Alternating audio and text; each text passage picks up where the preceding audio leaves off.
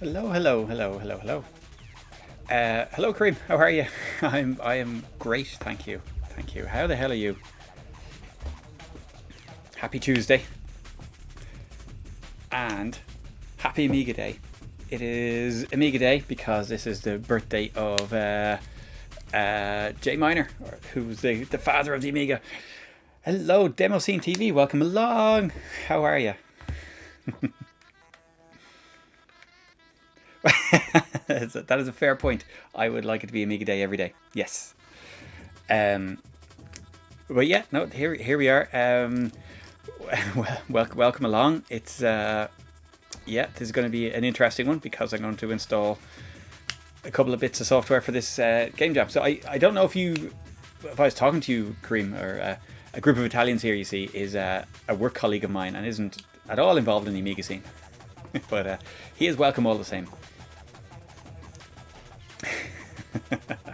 But what we have here is tomorrow we've got a game jam starting. What there's a competition where a load of people are going to try and write a game in 3 months, and that kicks off tomorrow, using this particular language that I'm showing off here. So this is like basically this is kind of like the prep stream for that. We have I have a vague idea of what I'm going to do for it. Yeah, I don't know if it's going to be any good, but you'd be pleased to hear it's Scottish-based, Scottish-themed. And but yeah, there's I won't be streaming it. Well, I might be streaming bits of it. But basically there are a couple of the big wig streamers in the Amiga community are going to be judging it and are going to be streaming their playing of these games at the end of it. You see, so after 3 months, we all submit our games. Then they're going to be played on a live stream, hundreds of viewers kind of live stream, and yeah, and there are prizes. There are prizes like mini Amigas, joysticks, boxed games. There's loads of stuff going. So yeah, it's gonna be awesome. So yeah, so this is the day. I actually let's see. I was faffing about with my bot there earlier. Let's see. Does this work? Jam time! Oh, it works. Hey, Zuperdan, welcome along. Zuperdan is the actual host of the competition. You see, so he's here to keep an eye on us. But yes, he is the organizer and the major overseer of this. Yeah, well, I'm fine. I'm not look. I see. I don't do anything too fancy with it. You see, it's just a case of I did it 5 minutes ago, and I did have I have occasionally run command and it's like, oh, that's not what I expected because I haven't even tested it before. I set it up like 5 minutes before the stream. But yeah, so there's my command. Theo, welcome along. Yeah, well, that's there you go. You might notice, Super Dan, that I've got a new feature here. I have a crash counter. So yeah, basically because a lot of people seem to have trouble with this particular software, and so I'm gonna keep a crash counter running, see how many times the machine crashes while I'm installing it. We'll give it a go. Now, pay no attention to these things that I have installed here. They're on my work drive, but I've taken away all the kind of dependencies and stuff like that. So I'm going to be installing it on brand new. Oh, I'm clicking on the wrong screen here. Brand new from scratch drive here that just has the archives on it. So yeah, so this is the plan. Yeah, so we're going to install these two setups. Hopefully there won't be too many crashes on the counter by the end of things, but we'll see what happens. I don't have any prizes to give away or anything like that. This is emulation, and generally I do this kind of development on emulation because it's just a bit easier. Because when things go wrong, it's easier to pull it apart a bit. So this is with UAE. Normally, if I'm streaming games, I'll stream on real hardware. And yeah, and I'll stream into the capture card and the whole lot. I'll generally do it that way. But yeah, it's just easier for many reasons to do it on this. Actually, when I'm doing hardware development, I also stream that obviously from hardware, but I do the coding on that. So I do. Sometimes you see me coding in Blitz on real hardware, but for this kind of stuff, when you're shutting down the OS, and it's just a bit easier to do this, especially when when there will be crashes, and nice and quick to reboot your emulated Amiga. So yes, so welcome along. So that's the plan. I'm going to install Blitz Basic 2, and I'm going to install AmiBlitz 3. Now I have yeah, a lot of people have like death counters and stuff like that. Death counters are, they're so last century. This is where it's at. Crash counters. So I've got AmiBlitz 3.8 and 3.9.2 to install. Now a lot of people have said they had trouble with 3.9.2. I genuinely haven't tried it yet. So this will be fun. I know 3.8 works for me, but I'm going to install it from scratch as well. Yeah, this is a fair point. This is a fair point.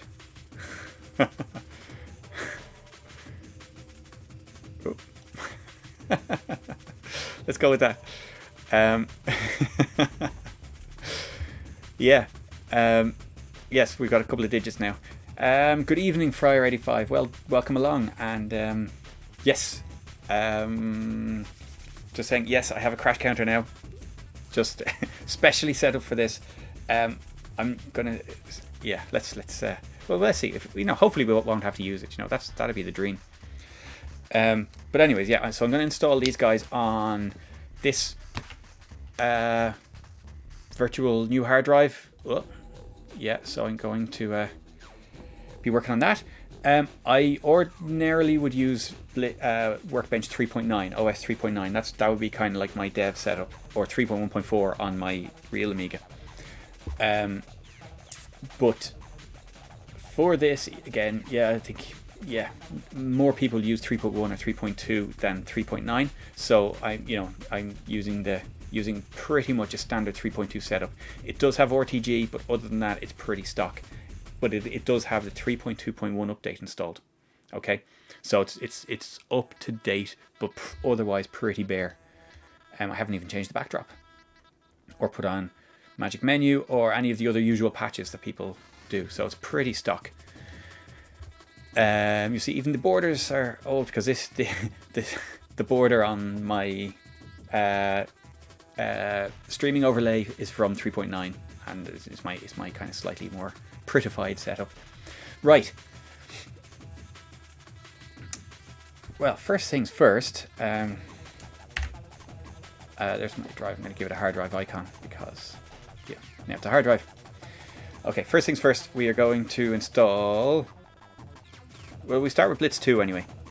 Okay, now. What's happened to my headphones? I feel.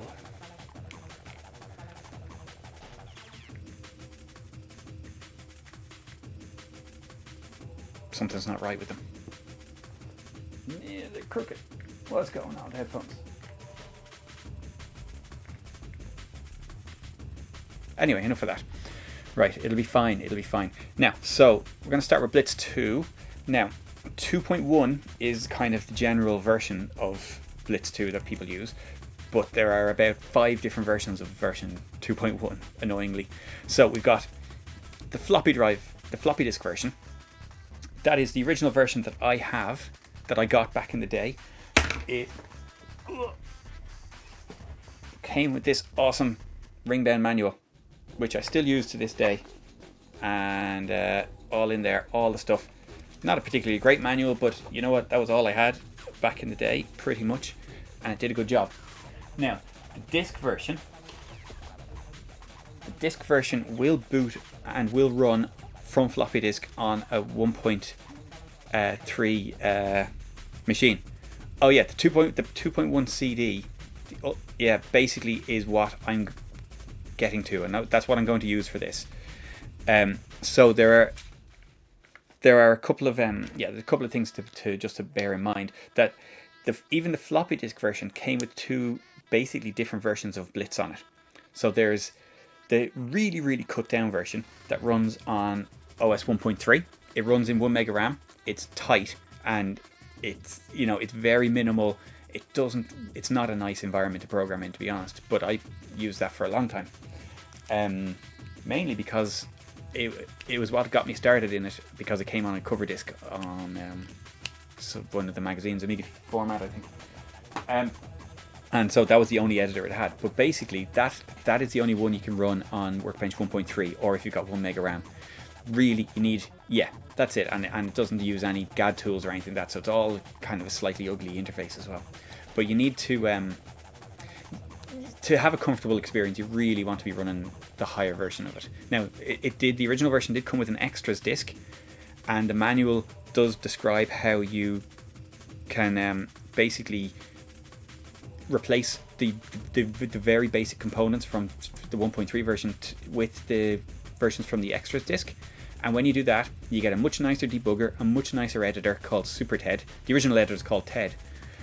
But you get a much nicer editor called Super TED, a much nicer debugger, and you get all the extra command libraries. Okay, or a lot of extra command libraries. So it really kind of comes into its own with that version. Beyond that, you've got, sort of aside from that, you had these Blitz user magazines that came with lots of additional libraries and updates, and they all got kind of came along as separate things that you could get on disk and or download or get posted to you. And so that kind of expanded the 2.1 disk version. Yep, yes, the Blitz user magazines, the bums. And yeah, so that was them. And yeah, so they came with a lot of extra stuff, including new debuggers and stuff like that. And so over the years, they're quite a collection of different updates for Blitz. Now, the Ultimate Blitz CD contains all of those updates, or a lot of those updates. But the original Ultimate CD, the installer is broken on it. Okay, so just bear that in mind. There is a fixed installer on AmiNet, and it's ubbinstall.laj or something like that. But if you search for UBB on AmiNet, you should find it. So you have to bear that in mind, that the installer doesn't work properly, and you'll be left with an incomplete installation with that. Now, there is, since the Ultimate Blitz Basic CD, there is only recently sort of a community effort to kind of update that, and so there's a downloadable thing, and it's UBB 2.1 Plus, so it's like the Ultimate Blitz CD Plus, and that has a fixed installer and it has a couple of updates to the libraries. And let's stick that command in. So BB2 command, and that is where you can get this archive. Okay, so you download it as a zip file and you unpack it, and it will look like this: UBB1 Plus README, UBB Plus LHA. It even comes with the LHA command, so you don't actually need to have that installed, although, you know, who doesn't, or you should if you don't.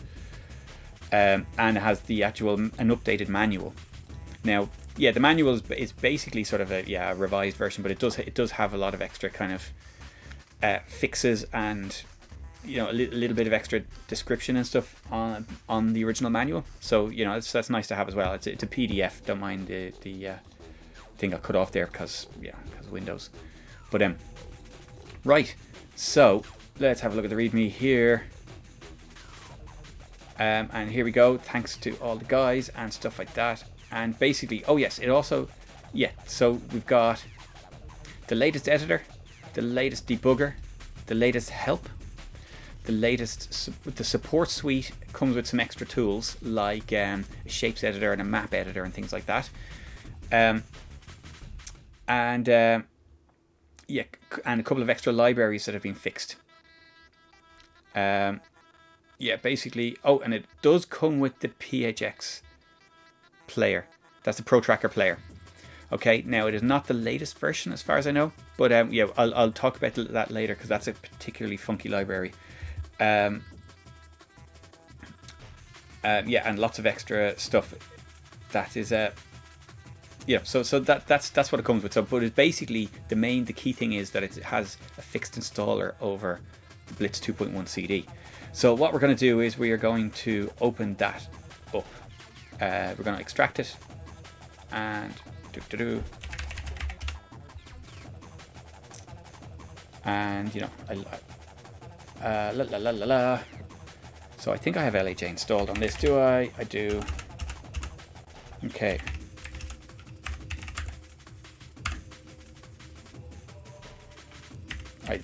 I'm less of a fan of the autocomplete on 3.2 as I am on 3.9. It's much nicer on 3.9, to be honest. Hey ho.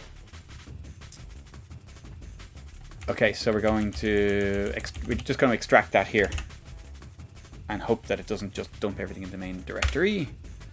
Nope, it gives us a nice drawer. Oh!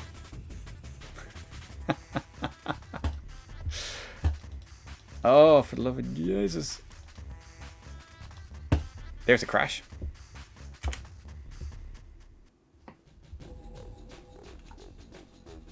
Oh. Oh, why didn't that make a sound? It's supposed to make a sound. Let's try that again. Oh dear. There we go. But that has crashed. That is a hard crash. Well, let's call it a freeze. That is a... Yeah, nothing is happening. This is the problem. It should be scrolling very fast and it should have been extracted very quickly by now. So this is an awful start. Can't even get the bloody software in. Unpacked. Oh, there we go. Crash detected. Mini dump. So that's a WinUAE crash. Oof. Yikes. Okay, this doesn't bode well.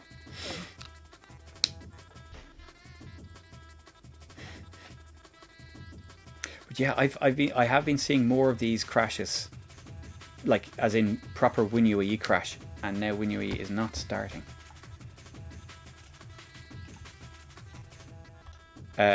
With 3.2, and I think it is how, you know, like 3.2 does some funky things with the MMU. Let's try it again. Try it again. Come on, come on, Betsy.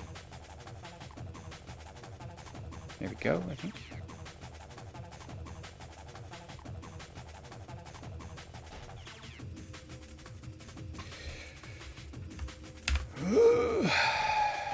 Once more. Let's try again. I'm not going to take too much of this, and I'm just going to go back to 3.9.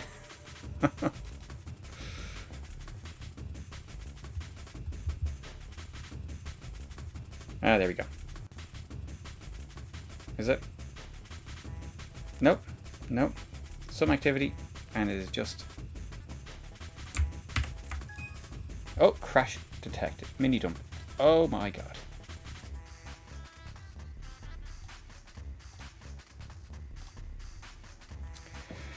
Yeah, well, there you go. This was all working yesterday. Of course. Okay, now this is my 3.9 setup. So that works. That still works. Yeah, 3.1 is probably fine. And yeah, 3.9 is fine. But there's the latest version of WinUAE and 2.1 just don't, or 3.2 don't seem to get on very well. So that's, yeah, but it's killed my 3.2 setup for however it has done that. Okay. Okay. Another mini. Oh my god. Right. No, I can't take that. That's, what was that? Oh dear. 2 more crashes. Okay.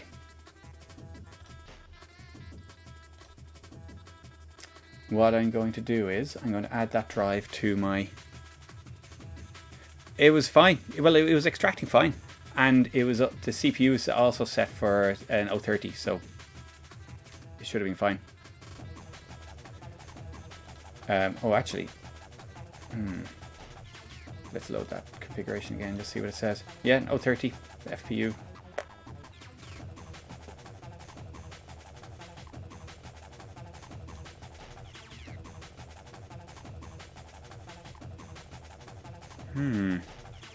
Now.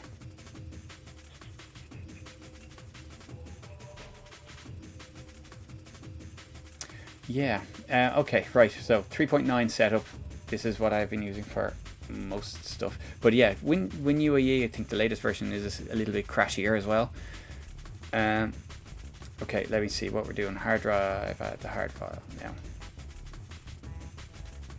now. What's it called? Blitz test.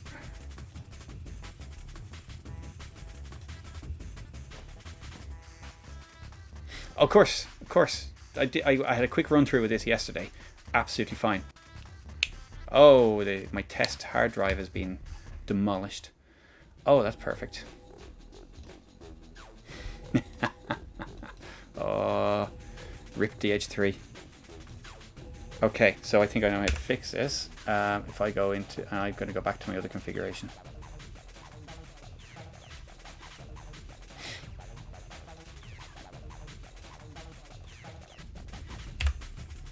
Well, that is joyous.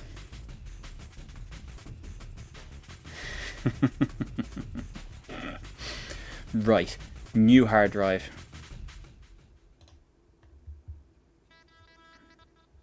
That was a crash, wasn't it?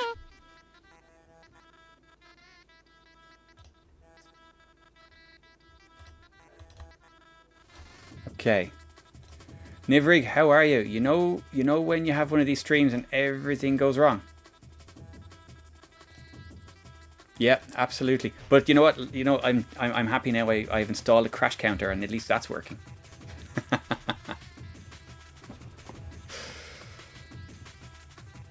Right, let's try it without the dodgy hard drive.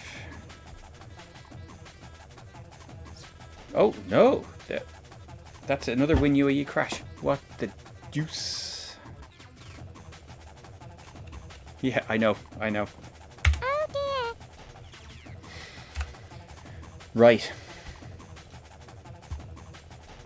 Okay, 3.9. This is how I'm doing it. Sorry. Yeah.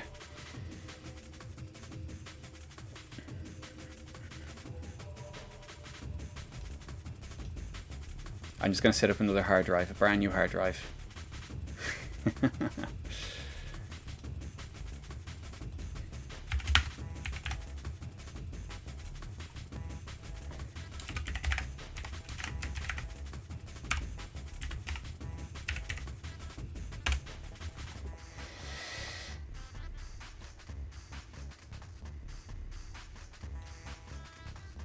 Let's see what happens. Thank you, Demo Scene. Thank you. Oh, legend. Excellent. Thank you very much for that. Yes. Yeah, that is it. Yeah, thank you very much for that. It's greatly appreciated. With the sub there. Now, right. Here we go. Okay, new hard drive. Okay.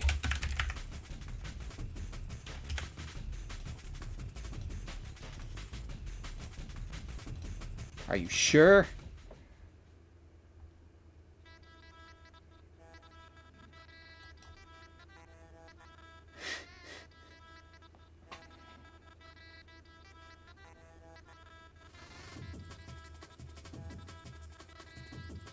I did click fast format there, didn't I? Quick format. Like, oh my Jesus, what's happening?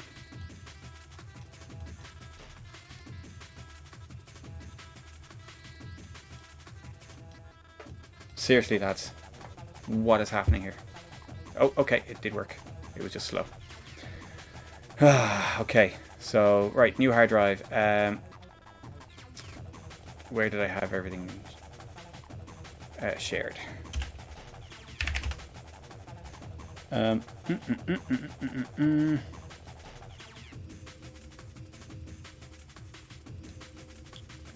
can't even remember what things are called anymore. Let's see. Let's open up shared.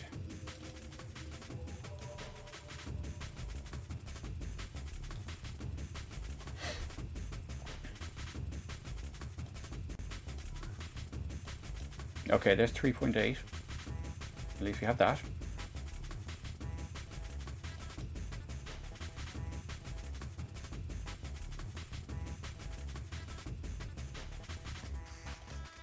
.9.2.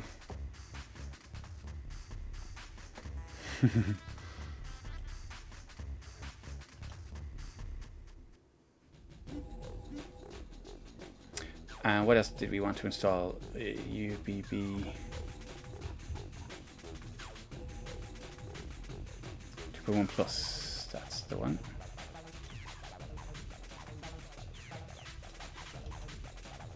Is that everything I need? Okay, think so. Actually, yeah, we don't even need that in the drawer. We'll just dump all that outside. Whoa. Okay, now, right, we're going to do this the 3.9 way just because it's slightly more comfortable, but at least I know it works. Well, I say that now. Now, let's try this again. I am going to use the 3.9 unpacker for this just because, yeah.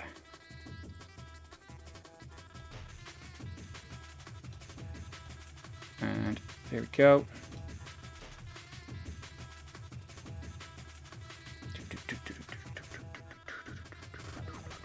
As always, let me know if that sound level is a bit right or too loud or too quiet for everyone. Okay, so I have unpacked our Ultimate Blitz Basic archive. We're going to update the window. And we should have a drawer. There we are. Now, this is the installer. Okay, but this is a fixed installer because it's Blitz. It's the Ultimate Plus, Ultimate 2.1 Plus thing. So, right, it defaults to your Workbench drawer. So here's the thing. I'm not a fan of installing software like this in Workbench, but you know you can. But what I'm going to do is I am going to install this on test. A drawer directory called Blitz 2 will be created. Blitz 2 assignment. This is very important. You need, for Blitz 2, you need to have 2 assigns added to your system. You don't need them for AmiBlitz 3, but you'd need them for Blitz 2. And yeah, so Blitz 2 and then Blitz Libs is within Blitz 2. And now, this is the Blitz support suite as a separate installation. Generally, oh yeah, I was going to say don't use the novice user because that's kind of bad news. It makes things a bit too easy and it's easy to mess up. So, intermediate user, proceed. Let's see, hard disk installation, yes. Everything, yeah. Magic Workbench. Okay, and that should go inside your Blitz Basics. See, that's fine. Red shapes, yes. Yes. Red Blitz Libs. I actually don't know if they're anything, you know, if that's an update to the other ones, but okay, and the version of Blitz, just leave it at 2.1. And library object, Amiga guide documentation and examples. And this is the debugger. You want these are all the extra debuggers that I was talking about before. So that get added on. So the basic floppy version has older versions of these, but we're getting them all updated now. Is that the same song as being on a loop, by the way? I think it is.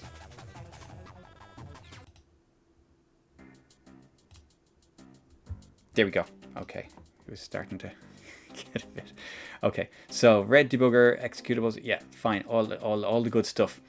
Map editor, okay, and then Super TED is the new editor. We do want this. You basically want to just install everything because, you know, hard drives are big enough these days. Okay. New command set. That's a lot of help. But yes, basically. Now, the new command set, right, is a sort of it's not a replacement. It's sort of an alternative set of commands for a lot of the kind of built-in Blitz commands, and they're a much tighter. They're kind of a lower level command, so there's a bit more kind of a bit less hand holding, but you make smaller executables with them. But they're kind of closer to C in their approach, if you get me. So you know, so you're dealing with your pointers instead of objects, and it makes your code a bit tighter. It's yeah, they have advantages, but yeah, it's no harm having them there.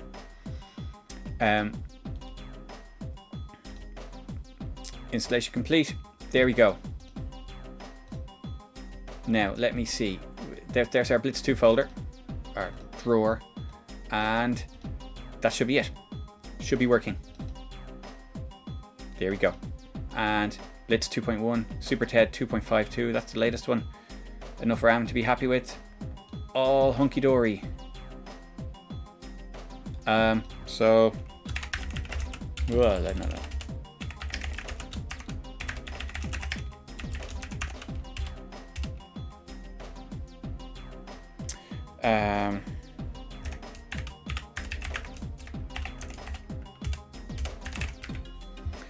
Let's see if it compiles. Compiler options. Yeah.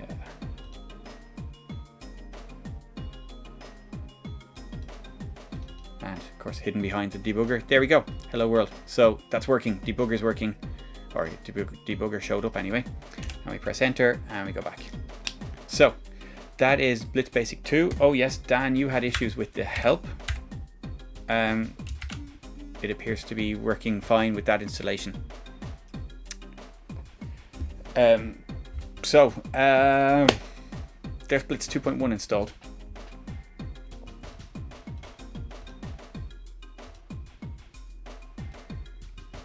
Okay, that should be it. Now, I just want to check something here. What was I going to check?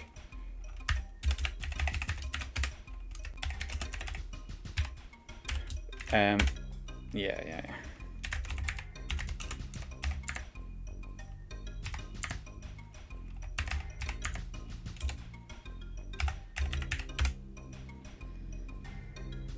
Yeah, you see, the broken installer does that. It leaves out half the stuff, and it leaves you with an incomplete installation. So you have to copy other stuff over from the disk. But yeah, there's a key thing to it, is this command that is actually run that opens the Amiga Guide page on the right page. And if you don't have that, the whole thing falls apart. The whole help system falls apart. So you need that installed, and it's not obvious. It's just like a single thing somewhere, you know.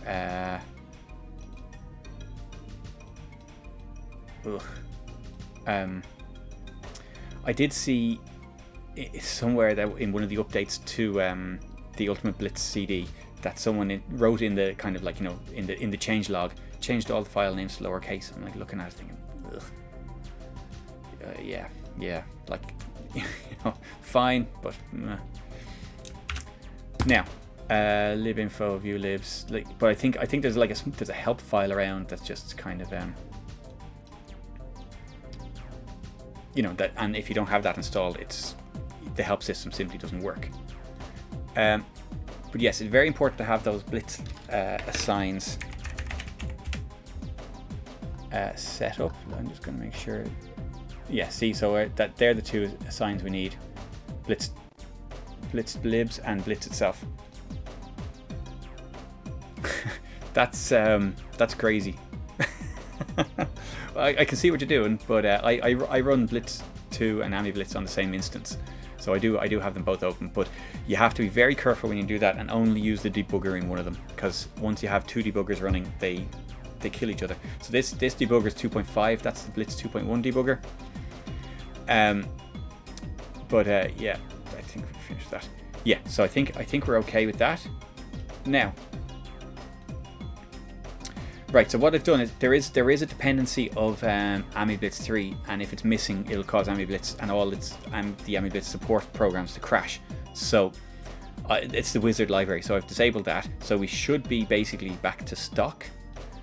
But what I'm going to do is I'm just going to double check here. It's 3 system libs.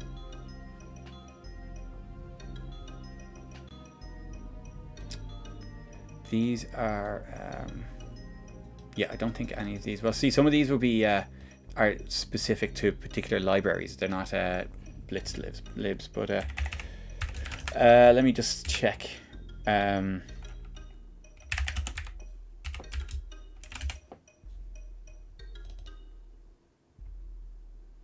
Okay, we're going to rename that.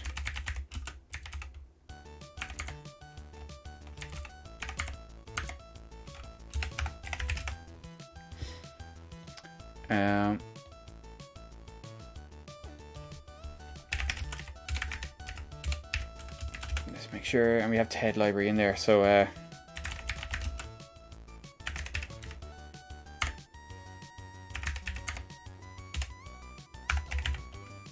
so now how we have it set up is our libraries are missing. So wizard.library is a common enough one. It's an interface library, and it's used by a lot of software, not just Blitz.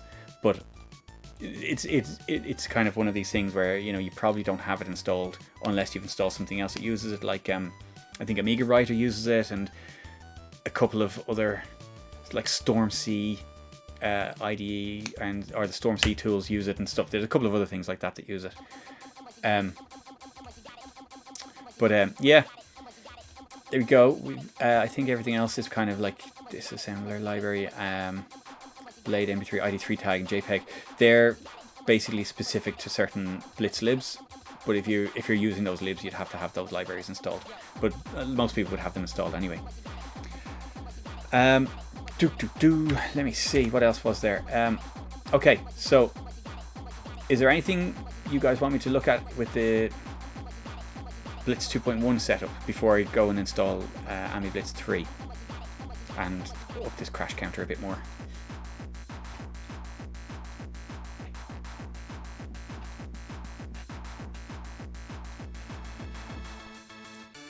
Some proper happy hardcore there. Oh.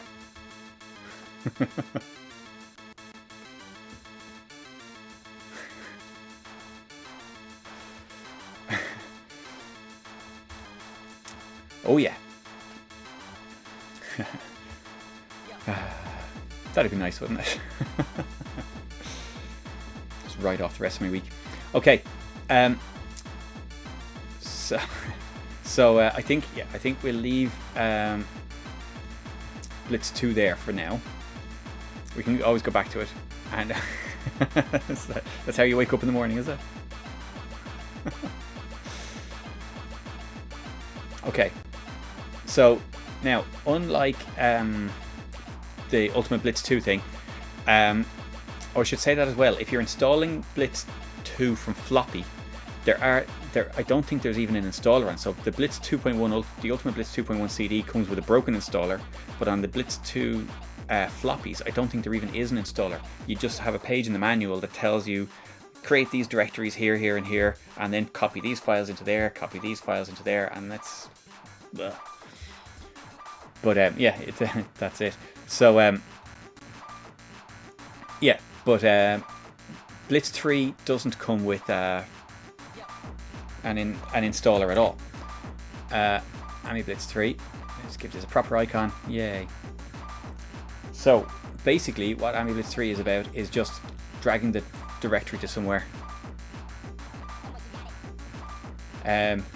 Yeah, and because I had it, and I did have a hard drive relatively early on in Amiga terms. So I got Blitz Basic, and I sat down with the manual and creating the directories. It's got to be an easier way to do this. So because we've got a couple of nested directories, I'm going to call that the AmiBlitz 3.8 install. So let's move that out to there. That is basically how the install goes for that, and that should be an empty directory, so I'm going to just delete that. Okay, so here we have our AmiBlitz 3.8. Let's give it an icon to say that it's installed. Now, so this is what it should look like. What it would look like is actually that, because you won't be looking at the other icons normally. So, but if I try to run this now, it'll crash because libraries are missing. So let's go and we see. Okay, well, okay, didn't crash. Excellent news. So prefix tree.include, please install AV3 1.0 or higher. Okay, so that was one of the libraries we saw. So so you do have to do a little bit of manual faff with AmiBlitz 3. You go over to the libs and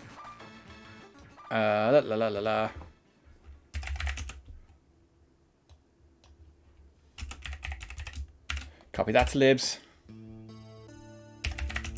Copy AmiBlitz 3Z lib probably. Although I don't know, don't think we needed that actually. Copy ted.library to libs.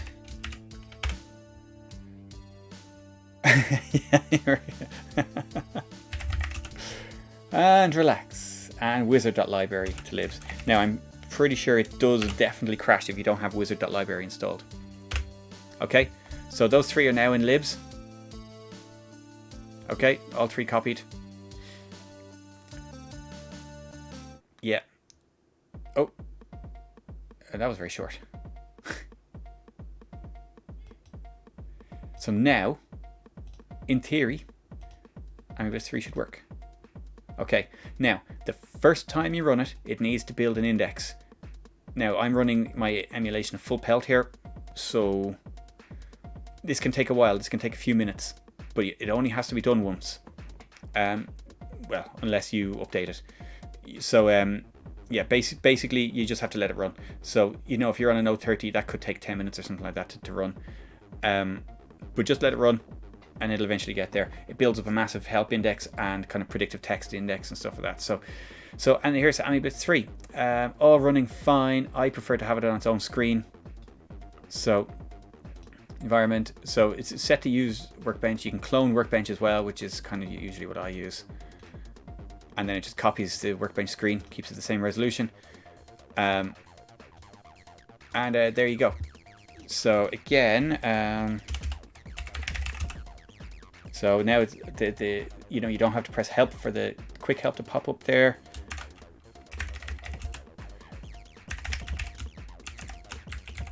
And let's go over here, press help, press shift help.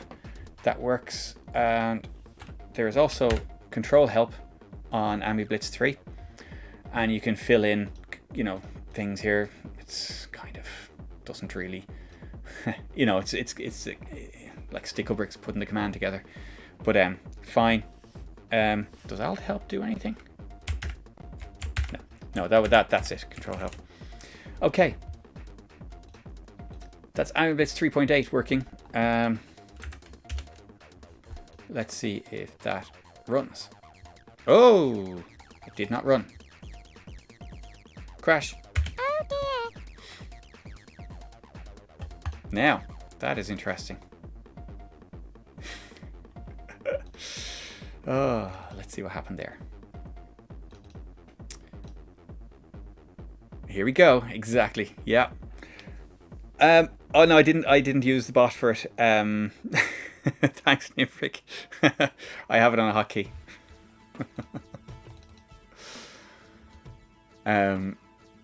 Let's see.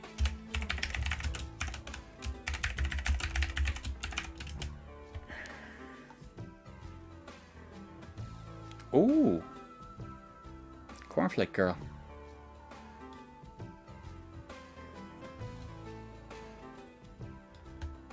Let's see what's happening. Compiler settings, auto run.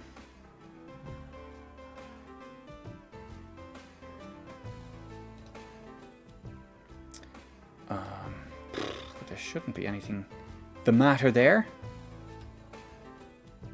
Okay. It's working fine now. And it just you get an error from the debugger if you don't have an end statement, you see. So it's saying, oh, you actually got, yeah, exactly, crash in the hello world. That's pretty special. They should have had a special 10 crash count for that. But yeah, working fine now. But you do get a debugger error if you don't have end there. I don't know what the story was there. I know.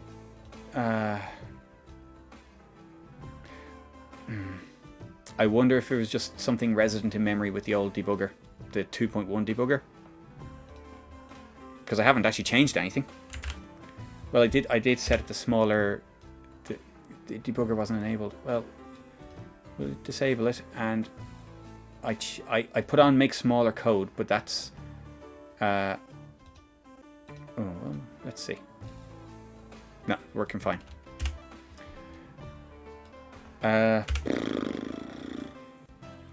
I'm gonna say maybe there was debugger stuff left in memory from the 2.1 one.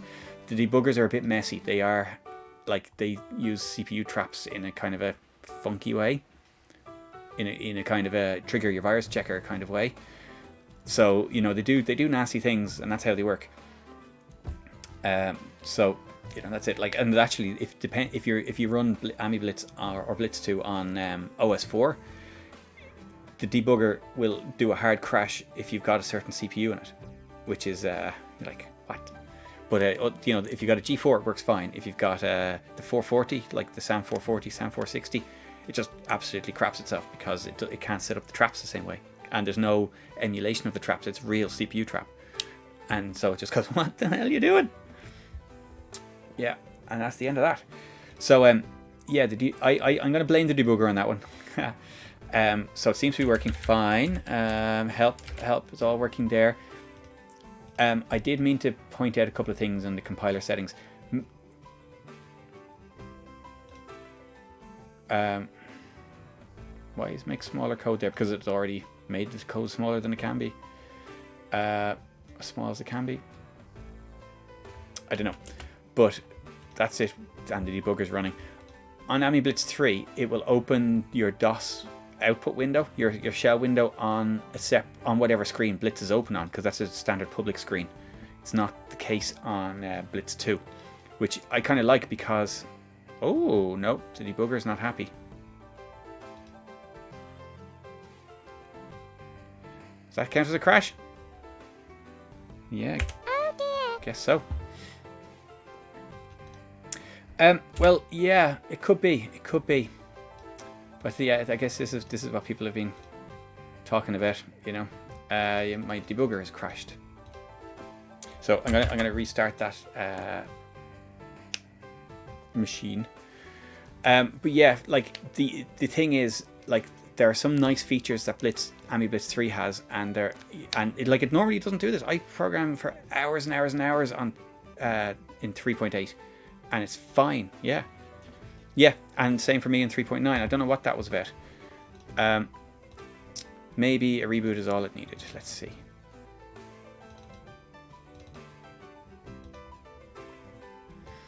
But,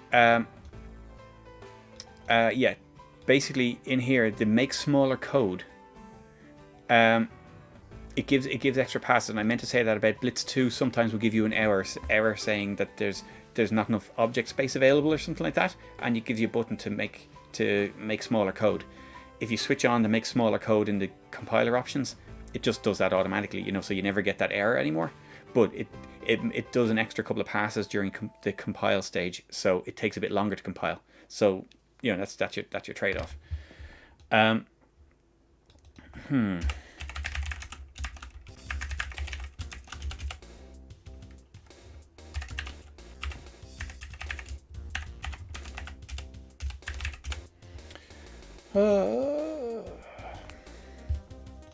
Debugger's running fine. I don't know. Sadly. But yeah, let's say that's the story. But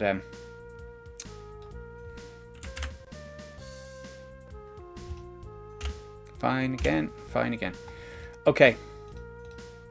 Anyways, that is kind of as working as AmiBlitz 3.8 would be. Will we give 3.9 a go and rack up some more crashes? Help is working there fine anyway, and things like the library browser is fine.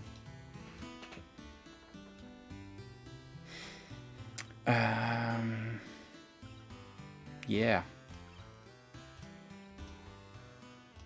Yeah, let's give 3.9 a go. 3.9.2 I think is the latest one.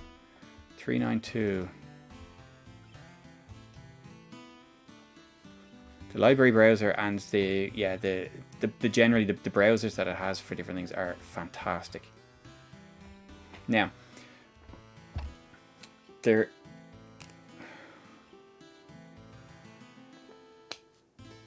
does that already exist?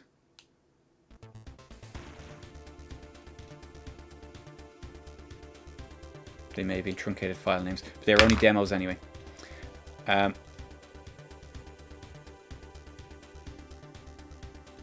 Okay. Let's see what 3.9 does. Let's get rid of that debugger. Now, I'll allow it one crash because, you know, leaving the debugger hanging around is dodge. Ooh, a nice 3.2 icons. Right. Let's see. We should probably copy over the latest versions of these. If they have changed, have they changed? No, it's 2016. TED.library, 2016, 1995, 2000. So no, they haven't changed. So I'm going to leave them in place from the old installation. Yeah, exactly. Yeah. There's some nice features. All right. The AmiBlitz, let's run 3.9 and let's see what happens.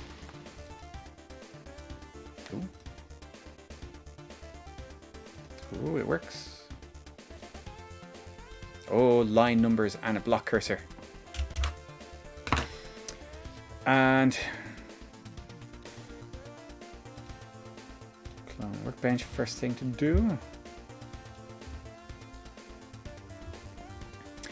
Yes, 99% of the stuff is the same in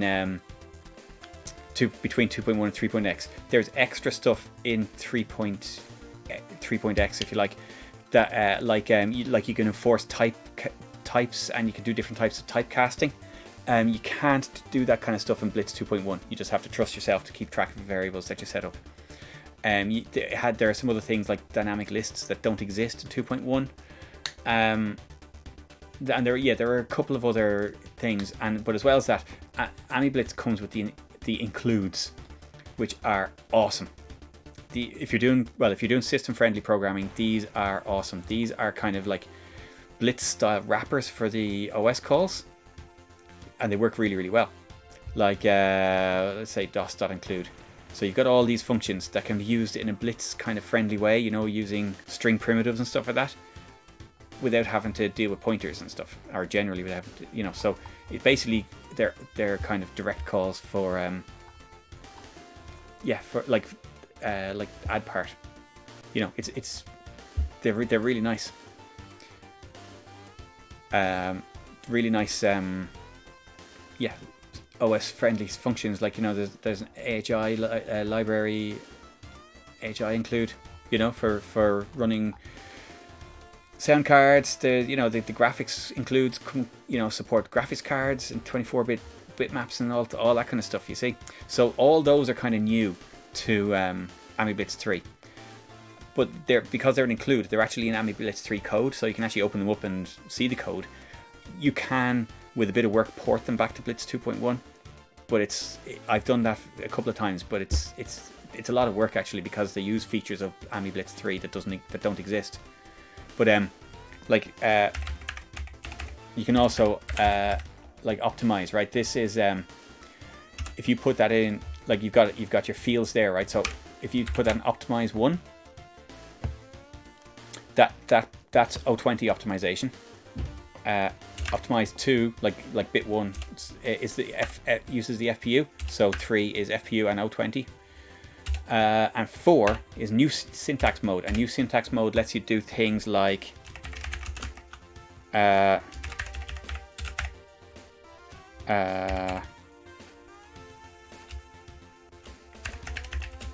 embed. It's a / isn't it? I can't remember. And let's see if this works. Please insert replace volume test now.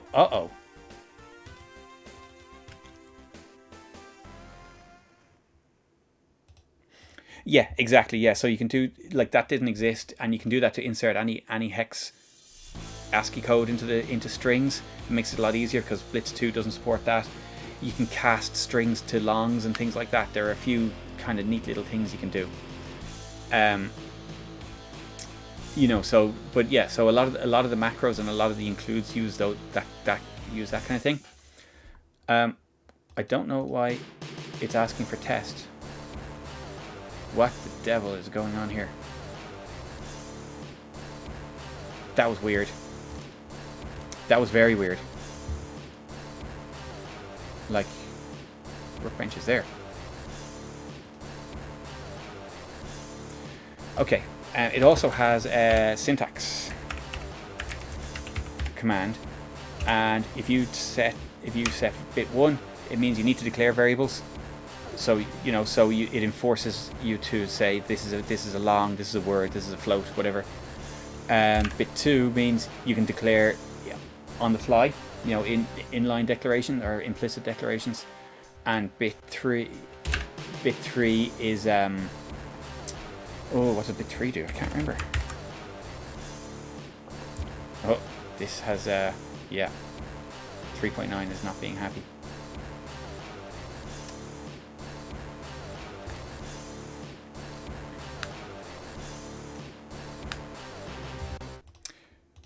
Yeah, that might be a fair point, because I think I have that set up wrong. Okay, so yeah, but it was still looking for drives that clearly exist in the file system. We'll give it the benefit of the doubt and give it a reboot, because we were running different Blitz versions before 3.9. Okay, we won't count that as a crash.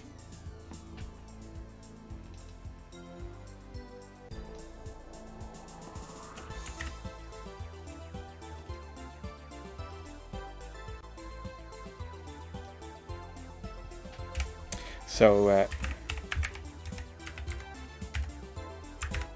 okay, so help system's working here. Yeah, will do. But look for, oh yeah, so basically syntax 4 does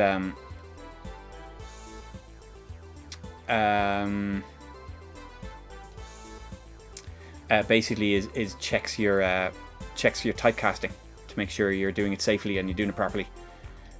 So basically that's very good for enforcing your things.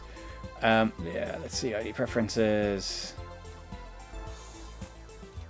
Yeah, let's see. I think new con might be mounted, but we'll change it anyway.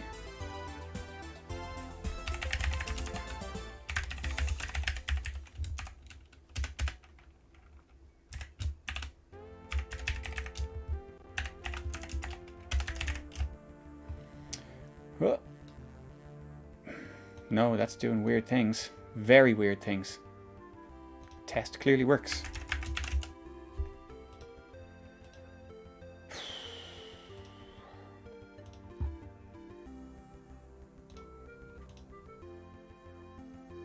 Does that run? It ran anyway. We'll see. Okay, yeah, we're outputting onto the...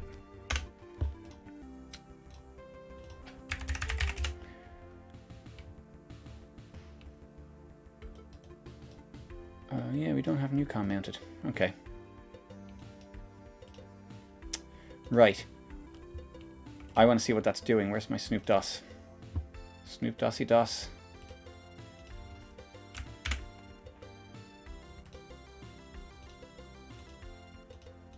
Oh yeah. No, 3.9 is doing bad things. 3.9 is doing bad things. Hey, Annika Rob, thank you very much for the follow. Thank you. Excellent. Good work. Good work. And yes, greatly appreciated. Yeah, 3.9 is not doing well for me. Although 3.8 didn't do well, it was marginally better than this.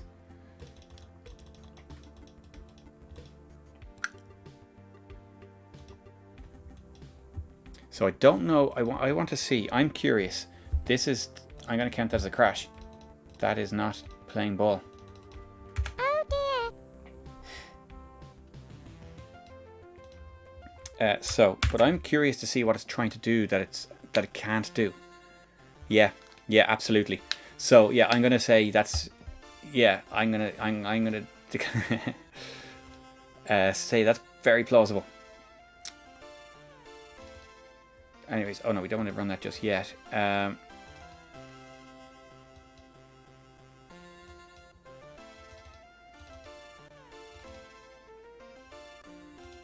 Who done it? Okay, that's fine. Let's run Snoop DOS. Oh. Now.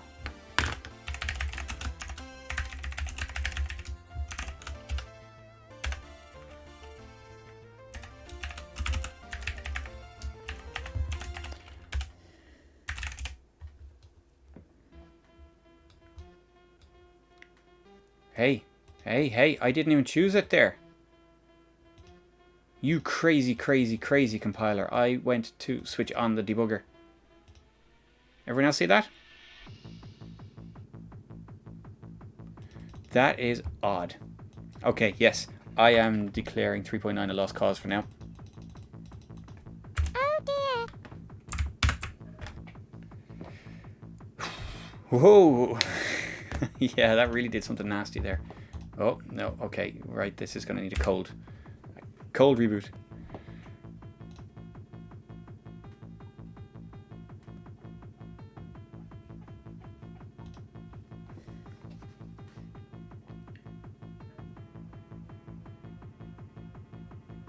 Yeah. Oof, indeed. That was yeah, messing up resident stuff by the looks of things. Yeah. Okay, now, so with all that said and done, I'm gonna go back to what works. Oh yeah, that does work. Don't mind that. Don't mind that. I know what that is. Okay, here's my environment. And relax.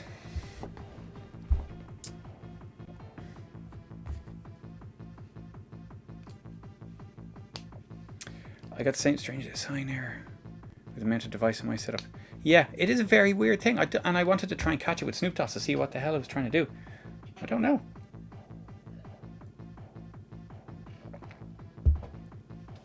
Oh, we're still in the single digits of crashes, so let's see what else we can do. Now,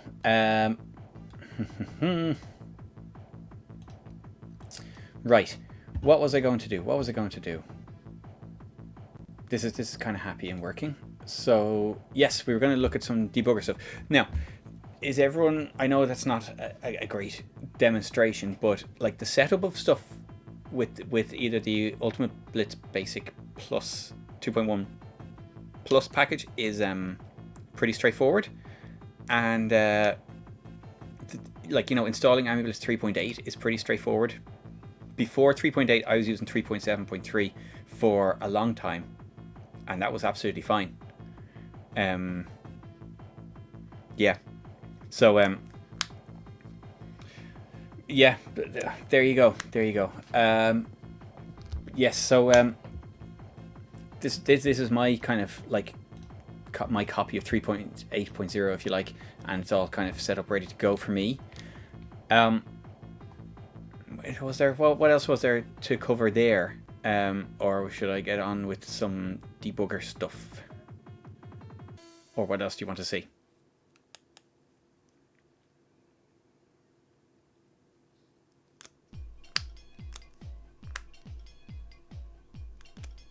Or okay, look, I'll just do some debugger things, or oh, the libs tab in the source browser. Pixelplop, welcome along. Yeah, so if this is good. I'll show you now.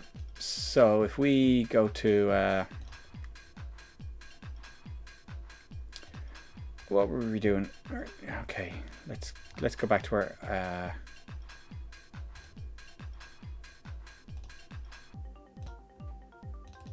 this is our Tron game that we were looking at. Hey, how are you doing?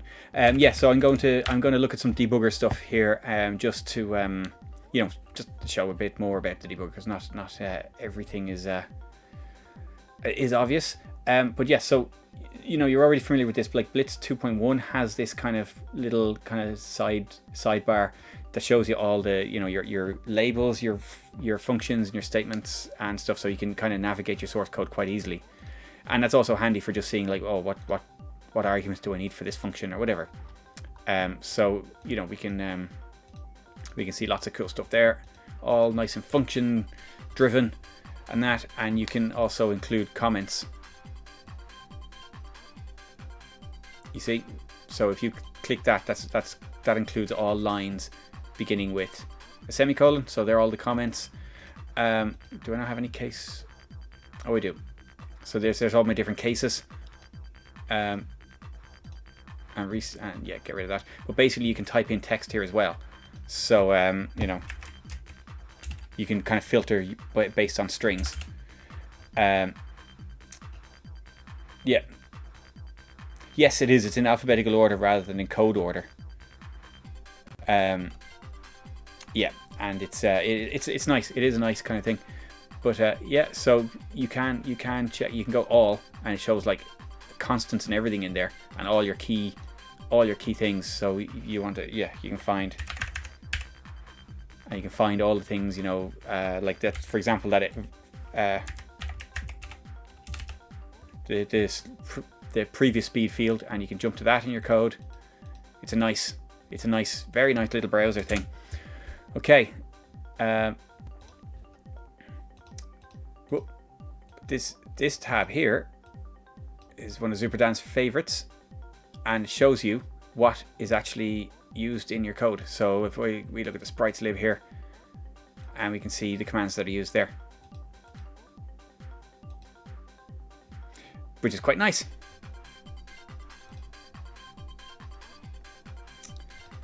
I don't even know what that is. Oh yeah, so like some of the libraries in the internal Blitz code are slightly funky. Valib, yeah, and there you go.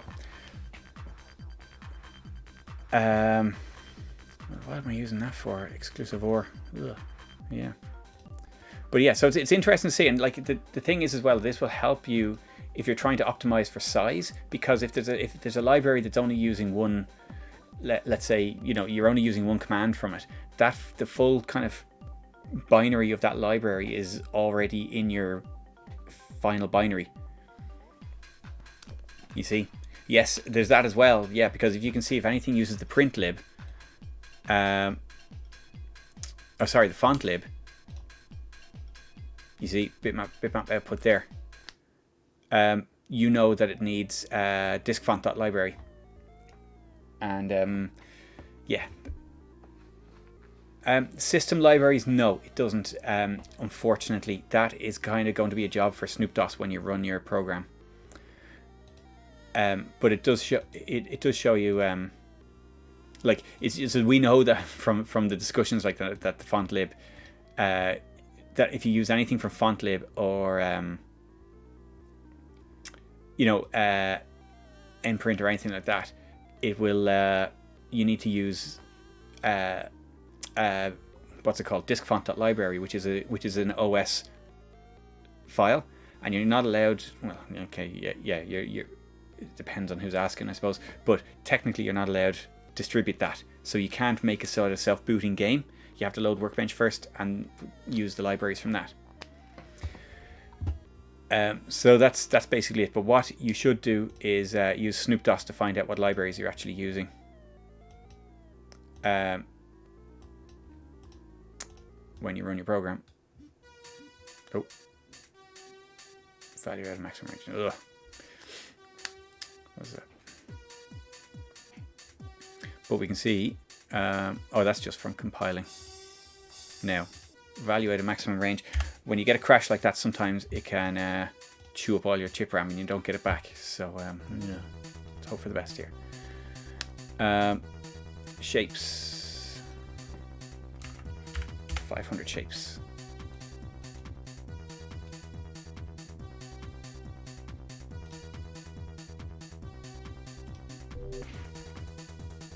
Whoa, now that is weird because we managed to start it while flipping screens, and I think the OS has drawn a screen in front because the game is running in the background. I can hear it. See that? The Workbench screen is displayed. I clicked on the flip button right at the right time, but you can see there. Let's see, we'll escape out of that so we get our SnoopDOS log here, so we can see. Yeah.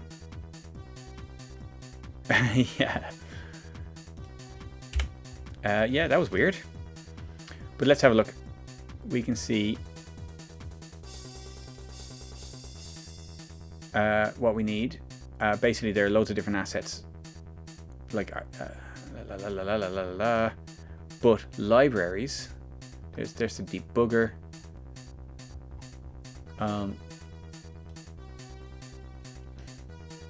Where did I see it? Yeah, there we go. Mathtrans.library.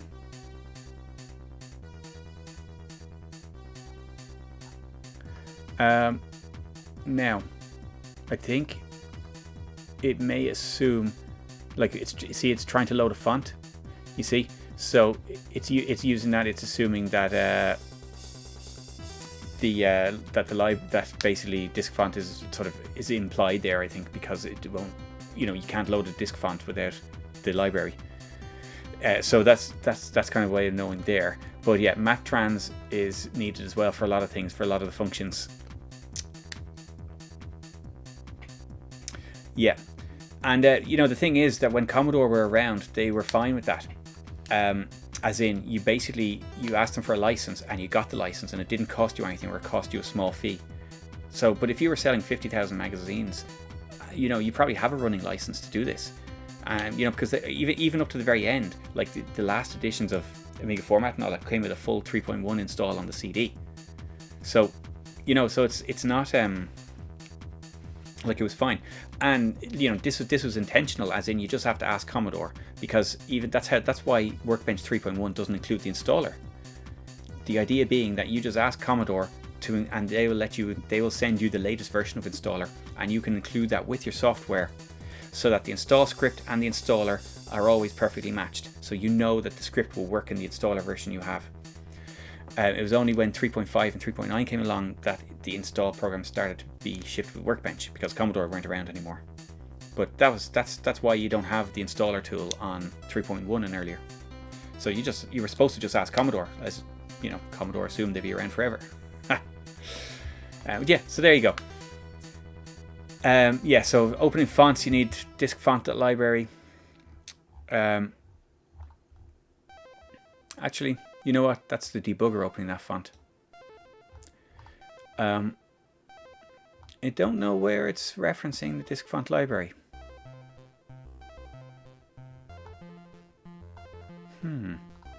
That is interesting.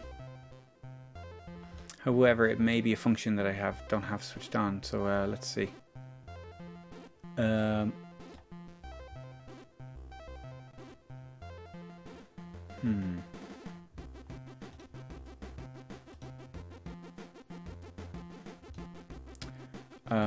Yeah, let's try that again.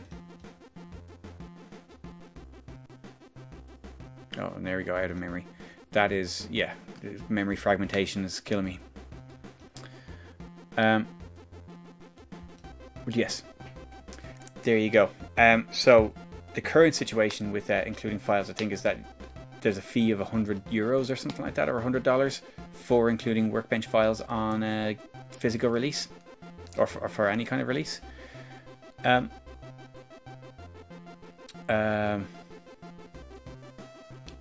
Yeah, so it is. Very good. Yeah, there we go. So you can see you'll get a readout like this. I don't know. I must have just passed by it there the other time. So the Blitz 2 program procedure. This is your actual program. You see, so it's not the debug or anything. This is your actual kind of compiled code, because it compiles it directly into memory and runs it under that process name. So graphics.library is in ROM, Math FFP, I think you might have to install. Intuition graphics are both in ROM. Disk font is on disk. So without that, you just get Topaz 8. But yeah, so that's it. But basically, what the problem is that Blitz, once you use any command from, let's say, a library that requires a system library, it will try to open that library at the very start of your code. So you can't kind of like work around it. You can't kind of check for it and then see if you can use it or not. It's yeah, it doesn't quite work that way, unfortunately. There are some kind of like alternative versions of things, like the assign command is pretty trivial, but and you can get like third-party replacements for it, but it's yeah, exactly. But it's yeah, you kind of rule out Kickstart 1.3 machines then if you have a self-booting disk like that. So yeah. Anyways, right, we are out of memory there with all this fun.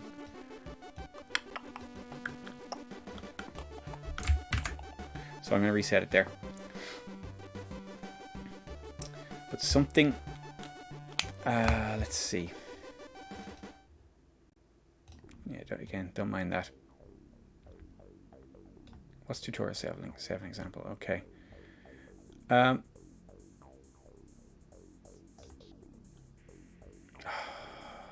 Balls. I've saved that as tokenized. Yeah, that was excellent. Good move, Rob. Good move. Oh well. Anyways, let's see. We had a couple of other things we were looking at before.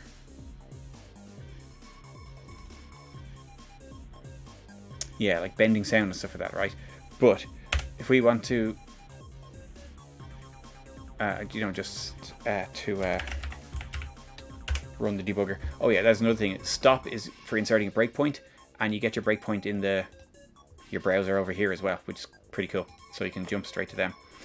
But stop won't have any effect on a standalone executable. When your debugger is running, you'll get it saying interrupted there.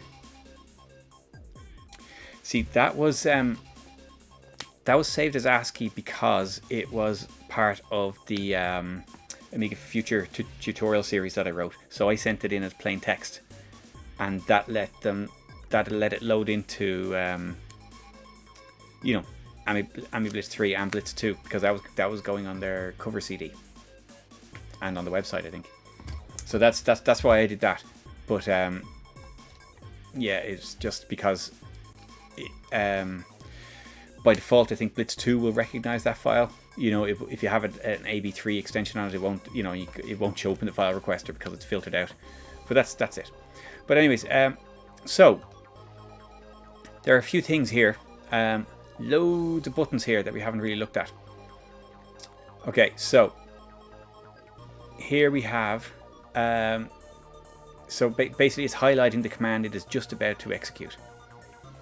So we stopped it where it was, and then if we press step, it's after doing that command and it stops at the next one. We can choose to skip a command if we want, but we can do that, and then we can see that we've changed the frequency of that note, and VY2, and then we go around again, and that keeps on going. Now we can click on I, and we get the value of I down here. Now the Blitz 2 debugger, you need to do an eval to do that, and you do that, and you type I, and it does the same thing. But it's a nice thing. It's a nice feature of the 3. For the AmiBlitz thing, that you can click on a variable name. I will tell you what it is. So we can step, and then we can click on I again, and we can see it's 6, and that's pretty cool. And it gives you it in binary and hex as well, which is kind of handy. You can also do a trace, and that will actually that will run, basically it'll step through it for you, so you can see what it's doing and what routine it's going into. And then we can press stop again to pause it. Now, there are a couple of other ones down here, like see the ghost sub suppress and the procedure suppress. If you switch them on, it basically doesn't follow into those procedures. So if you've got a procedure that is fine, but it kind of steps through it an awful lot, you can press, like especially if you're using the includes, for example, in AmiBlitz 3, you can use that, and it suppresses the jumping into procedures, so it'll still trace through, or it'll okay, we're finished now, because we're at press enter to quit. But yeah, it will still step through.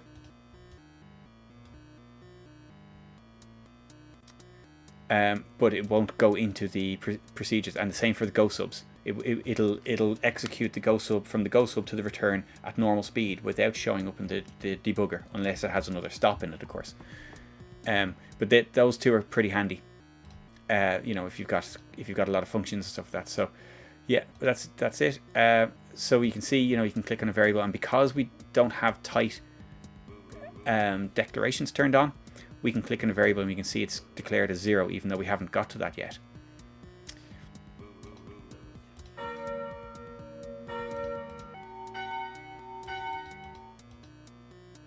So there you go.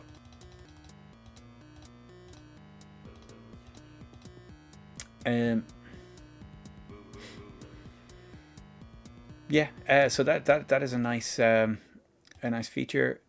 You can also you can hover over it. Now the strings don't don't make sense as much, but yeah, I've had that a couple of times as well, and I can't remember what the difference is now. Oh yeah, but I think when you go into the debugger, you want to do at least one step for it to find out where it is. Older versions you didn't need to do that, but like so if let's just test that theory.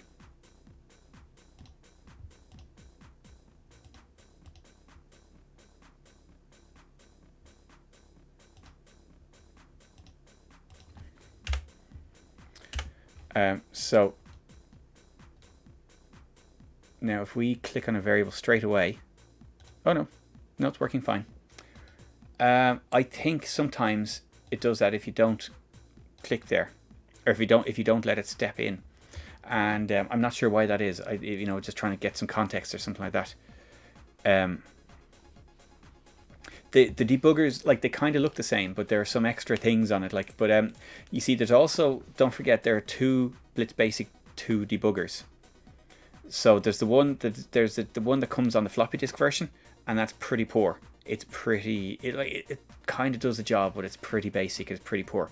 You want to use the one from the Blitz updates or the Ultimate Blitz CD. That's the good one. That's the one you want, and that is kind of. It kind of is. It does have much of the functionality of this, but it's just not quite as nice to, it's not quite as clickable, and there's none of the hovering over things to get things like that.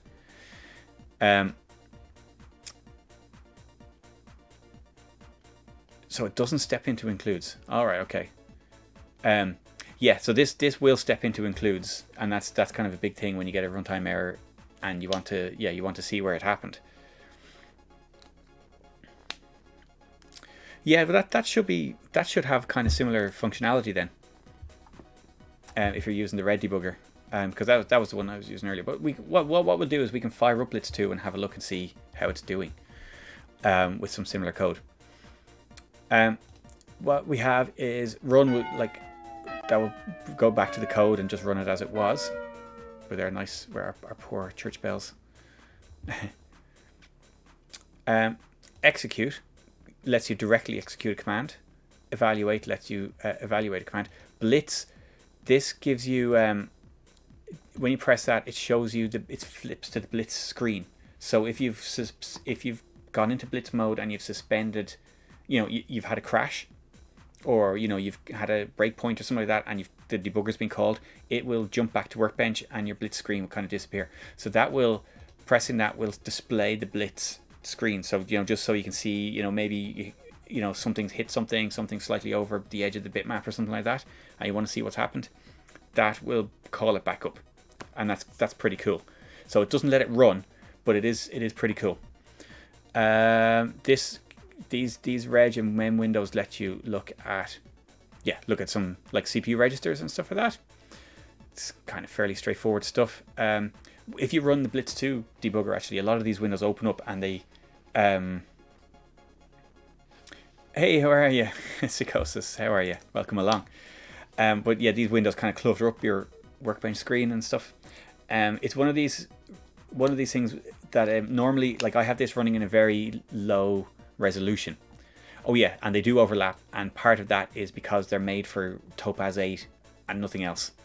This is the thing, like, so if I know this is Topaz 8, but it at least takes into account the size of the title bar, and not all the old code does. So yeah, but I normally run on a like 1920 by 1200 screen, so the debugger actually takes up quite a small amount of space, and it's okay. It's kind of not as bad, but here it's kind of like takes up most of your Workbench. Anyways, mem1 and mem2, basically you can point them at a certain area of memory, and I can't remember. Hey George, welcome along. Thanks for dropping in. So mem1 and mem2 let you look at, like, memory locations. I can't remember exactly how you set the memory locations. Oh yeah. Is there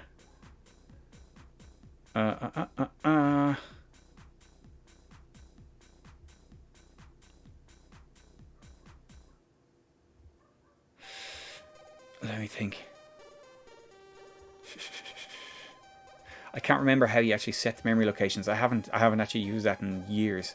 But the mem1 and mem2 basically let you look at 2 different blocks of memory and see it changing as you step through the code, which is quite nice.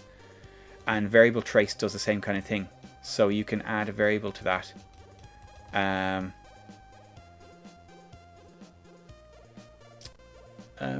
not even entirely sure what this does. Objects. I don't even know what this does. Sound. Hasn't done anything that I've seen. Anyways, variable. Let me think. How do I add a variable to this? I don't drag it in, do I? No.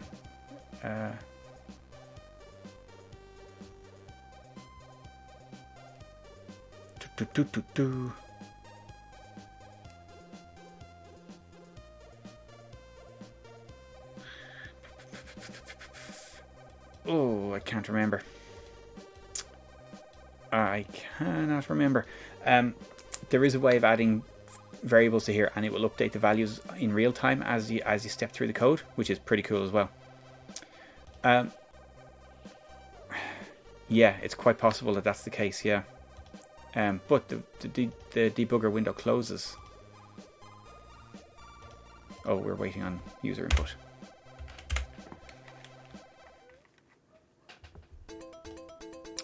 You see, so you don't actually have the opportunity to add them there.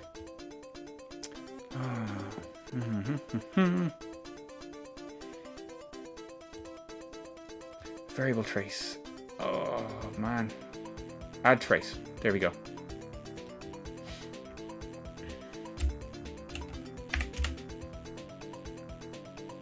And then we have to write it. What is I?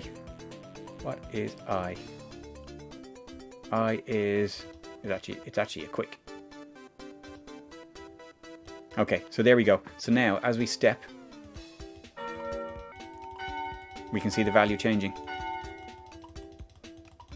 See? Oh, skip.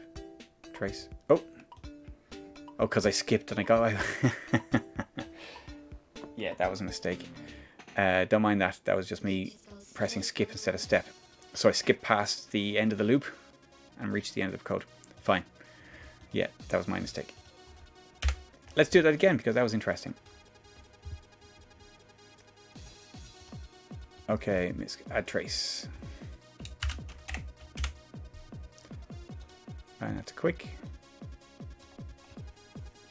And we want to press trace. And we can see the I variable counting all the way up to whatever it is. It would probably go a bit faster. The debugger does slow things down dramatically, especially when you've got a trace on it and you're in trace mode. It is very slow.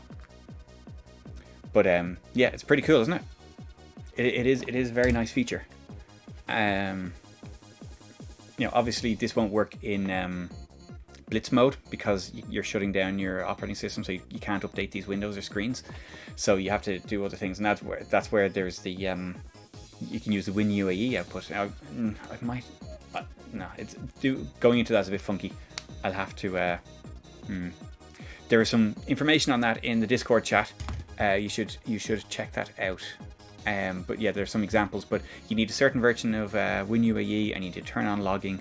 And then I have some functions in the Discord that you can add to your code, and then you will output straight to the WinUAE debug log from the Amiga, and that's pretty cool. And that's kind of like that's one of the ways of using one of the ways of debugging with in Blitz mode. So other than printing all over your bitmaps. Oh, let's give that a go. Oh, let's see.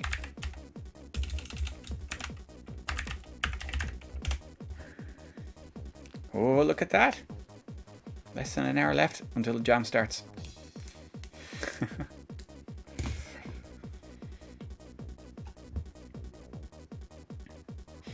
But yeah, so that's some pretty cool features of the debugger. Yeah, mem1, mem2. Let me see. How do I add memory to that now?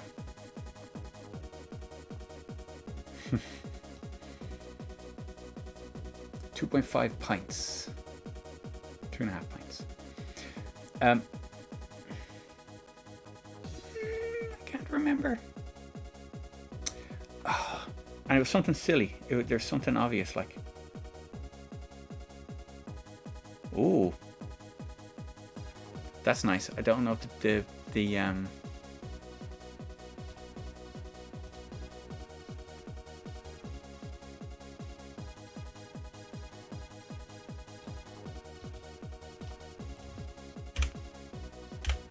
that is nice. If I close that now, it's going to crash because I've ripped the rug from under it. Let's try that again. Oh no, it still goes on the workbench screen. Okay. By the way, I changed my channel points name to Channel Pints. You reminded me of pints there. Just not that it makes a huge difference, but yeah.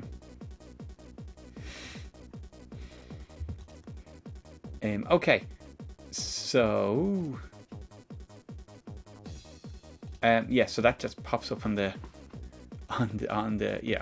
workbench screen anyway. So I don't know if that function even works. I can't remember where.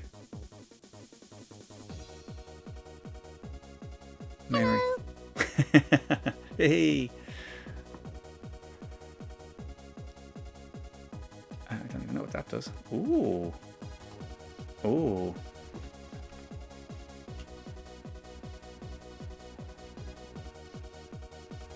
Ooh, what's a good register to look at in the custom chips?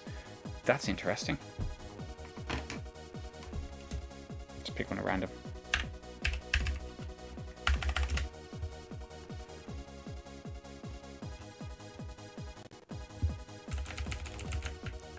Oh. Okay, so it translates it to... Am I writing to the chips or doing that?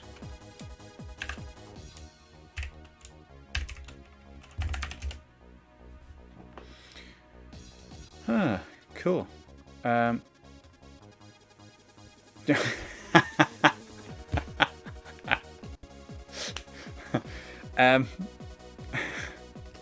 This feature is currently broken. Do you want to open the window anyway?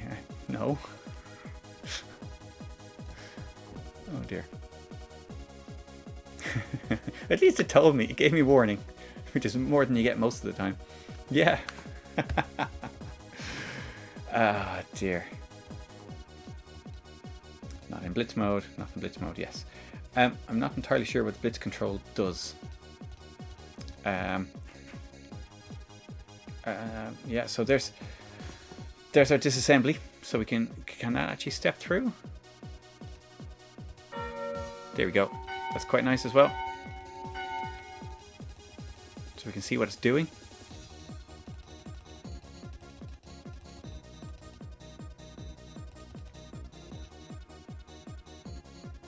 There we go. That's pretty cool. And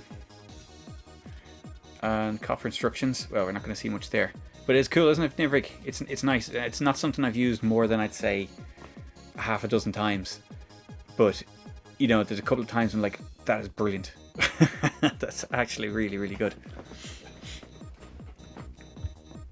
But yeah, so then copper instructions. We're not going to see anything here because we're not doing much, I suppose. I've never used the copper instructions window because I haven't really messed with the copper all that much. But yeah, that's probably why it exists. But yeah, this Mem1, I cannot remember how to give that an address. There is a way, and I'm sure it's... Ah, here we go.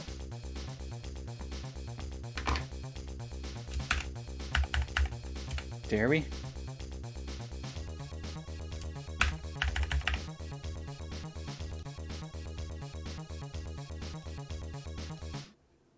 Oh no, that's reading it. Okay. Oh yeah, so there we go. So now we can move that to Mem1. Did that work? Now if we trace. Well, see, I don't know exactly what it does. To be fair.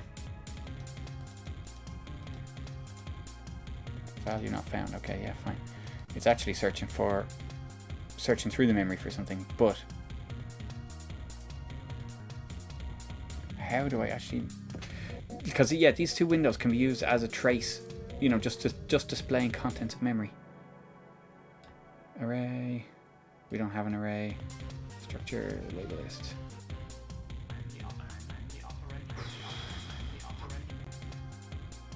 Oh, I don't know. Okay, we're going to have to leave that because I can't remember how to do that. But it is quite handy. Because, you know, you can look at... yeah, you can look at structs and you can look at kind of strings and stuff like that. It does, but I'm not... Well, I'm not... That was kind of a by the way. What I'm trying to figure out is... I know I didn't, and it didn't find any value either, so that's fine. But I want to... There is a way of setting this up so you can look at a block of memory and it just trace it and see how it changes as the program runs. And it's really nice. It's like a little window into your memory. I can't remember how to set it up because that's really useful. The search in memory, I don't know. But I suppose it's probably useful for things as well.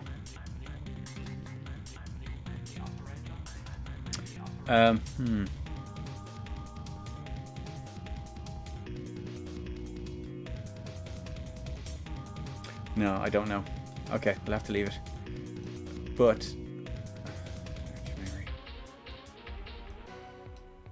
Or does this mean you're searching within the mem1 and mem2 windows, maybe?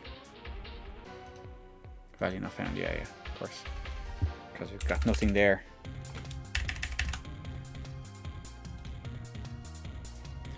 So, found value at address 0 offset, yeah.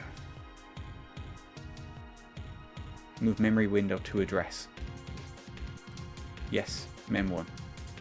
So now we should be showing address 0000 to FFFF here, surely. But we're not seeing anything in there. Yeah, I don't know. I don't know. Anyways. Fine. There we go. There's some nice debugger stuff. What I'm going to do now is I'm going to quit this. I'm going to look at the Blitz 2 debugger and just see how well this works.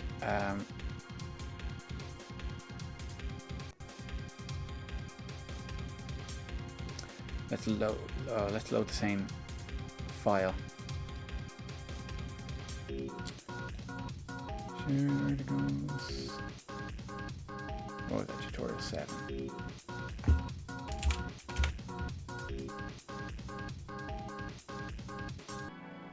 No, 11 wasn't it? Example 7.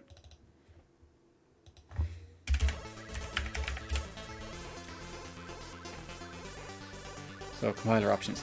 Now you see this make smallest code switch. If you turn that on, the compiler takes a second pass at things and squishes the code a bit. If you don't turn that on, basically you can sometimes, when your code gets a bit longer, you get an error saying there isn't enough compile space or something like that to hey, welcome along, you made it, Varn. So far we're still in single digits, but there's a lot of time left yet because I'm going to start doing some funky stuff here. But yeah, most of that crashing was 3.2 to be fair, not really Blitz. So yeah. But yeah, sometimes you get a little window will pop up saying, you know, that you don't have enough compile space or not enough space to compile, something like that. And you can click a button to make smallest or make reduce by 150 or increase by 150%. Just switching on make smallest code just makes that go away because it squishes it every time. But runtime error debugger, compile and run. Now the debugger is very slow. I don't know why that is. See, the memory window here is set up and you can see there's the address. See, that's what I wanted. I just don't know how to get it to work in AmiBlitz 3. Where there's a register window's the same. This window's slightly, that's our output window. And this window is slightly ugly because it hasn't done the font size detection. But otherwise the functions should be basically the same. So let's step through it a little bit. Yeah, you can inspect loads of variables. I'll show you that now in a second. Like this, it's the same with it's the same as with AmiBlitz 3. So I don't know if clicking on it now, you can't click on it. So you have to do eval, and if you want to see what I is, it'll tell you I is 9. Now, can you do, if you want to get it in hex, let's say, can you do that? No. Maybe if it had already been used in the code, you could, but yeah, so basically, instead of clicking or hovering over a variable, you need to evaluate.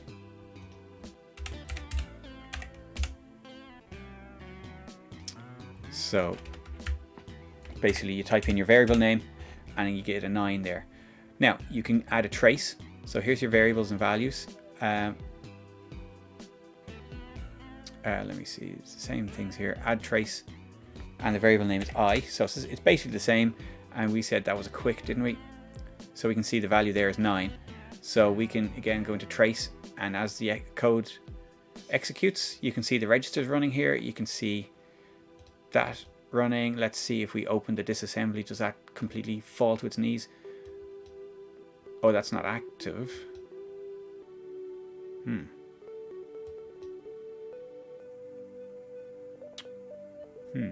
not entirely sure what the story is there. Oh, right, okay, yeah. That's not dynamically moving with the cursor or with the program counter. So I don't know how you use that. But anyways, you can see that this trace window is quite nice. And to be fair, when I was explaining some of the earlier things, I probably should have had that open. It would have made things a bit easier to explain if you could see it updating in real time. But yeah, the functions are the same as I was describing there earlier. These arrows here trace through the code, but they don't actually execute. They just show you the steps, if I remember right. Now we're waiting for user input, so you can't do anything there anyway. So, but I'll show you that now in a second. So we've interrupted there. Let's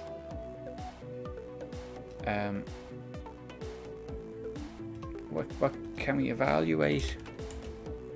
And I. Oh, we can. So there's an address to look at.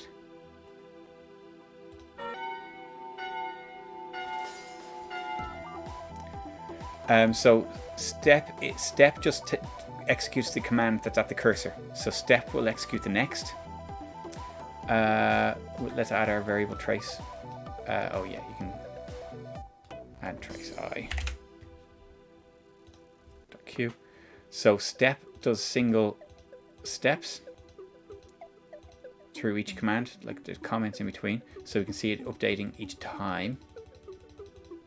You can see D0 actually is getting updated like that as well. 19 A, B, C, yeah, cool. When you say step in, step out, I'm not really sure what you mean, but like this will only happen when it's in tracing. Yeah. Oh yeah. Sorry, that's what I was talking about. Yeah. So what that does is they show you where you were in the code. See, it shows you the previous commands that were executed, so you can back trace to see what happened just before you got to where you were. They don't actually execute the code. It's not like rewinding. You know, it's not like an undo function or anything like that. You can't retrace the actual code. You know, like I know some languages let you do that, or some setups let you do that, but it doesn't actually change. Like if you see, you'll see the I value isn't changing when I go back through it. It's just allowing you to see what commands were executed before you got to where you were, up to the current point, which is where we are. It's as far as it'll go now. So that's quite cool as well, because especially if you get a crash, you can step back a few paces and you'll see, how did I end up here?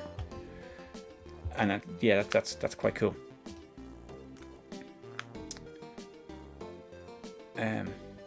Yeah.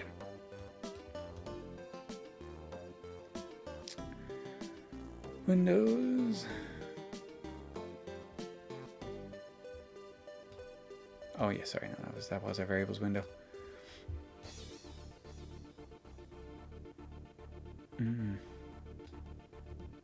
Breakpoints defined. Oh, there's add breakpoint. Okay, fine. That's within the debugger. You can add a breakpoint. Still, I can't remember how I got the memory to go to a different address. Surely, I'm not going to scroll down here to like 1,000,000.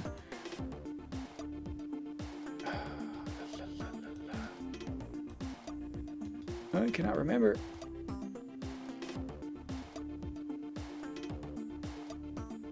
No, let's edit the menu. Whoa. Why are you there? And why have I got garbage here? There's some badness going on there.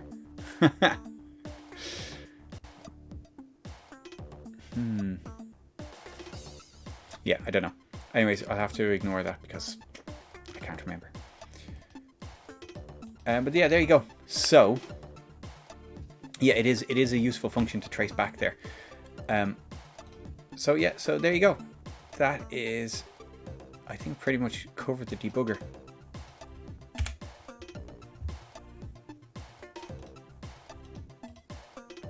And what I'm going to do is, that's debugger 2.5, and that's the same one you're using, isn't it? So yeah, there are some pretty cool functions there. I'm going to go back into this one now. Watch it fall on its knees now. We enter double digits, and just let me think. What was I going to do? Oh, I was going to look at the. Oh, of course. Yes. Okay. Yes. Let's do that.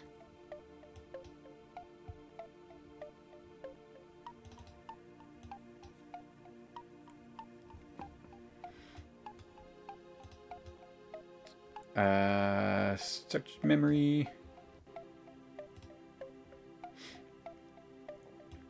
Well, what we want to do is evaluate. So let's find out where the variable I is. 1088 55 7692. Can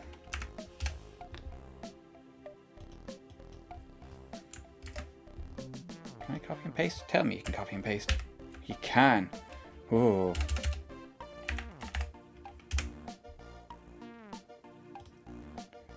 So I will be 0.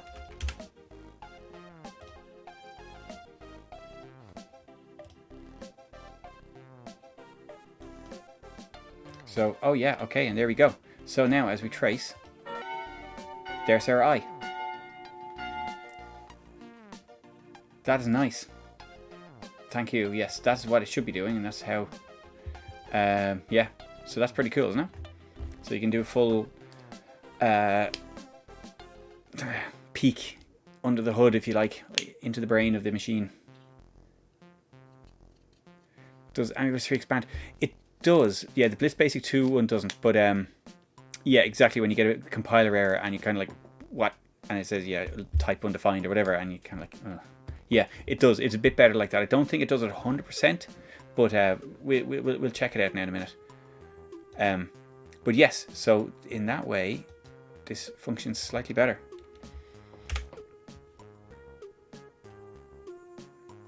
But yeah, that's pretty cool being able to, yeah. So so you can look at the address of a bitmap and stuff that way, and or whatever struct or a file handle or anything that you're working on, you can enter the address of it there and have a look at what the actual memory is doing, which is pretty cool. Let me find a function. Let me see. Now, here's actually, you know what? We'll go to Blitz 3 and we'll look at one of the includes, because all the includes come with a little demo inside, which is very cool. So let's have a look at, let's say,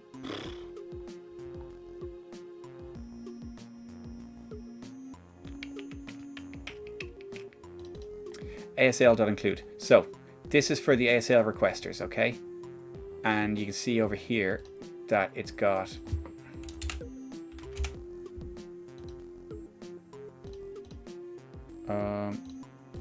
why won't that reset? Why is that not working? Whoa!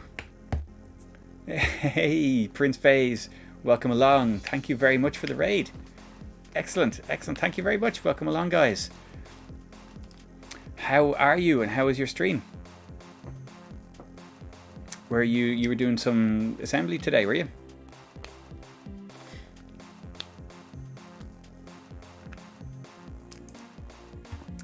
We have been looking at the oh dear.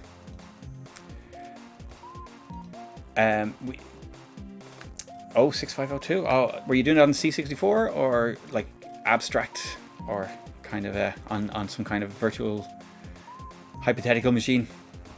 What were you doing? Yeah, nice. Good stuff. Fair enough. Fair enough. I have been known to dabble in Atari 8-bit stuff as well. There you go. But yeah, so we've been looking at the Blitz Basic debugger, which is quite cool, and you know, it works very well when it's not falling over on its arse. But yeah, it is quite a good debugger. It has you know, a lot of pretty cool features on it, like you know, the variable tracing, and finally got the memory thing working, which doesn't seem to be working on the AmiBlitz 3 debugger, but it is working on the Blitz 2 one. Yeah, so here we were just about to show the debugger jumping into functions. So this is one of the kind of the AmiBlitz includes. So it's a set of wrappers around OS functions, and in this case it's the ASL requesters. So almost all of the includes have this special bit of code at the end, and it's conditional compiled in here. So if you don't use it as part of your own project, if you use it standalone, it will run a little demo. So, oh, and it's crashed because the debugger's doing funky things. Oh, there's a proper one. Oh dear. There we go. Crash count into double figures. Oh dear, oh dear.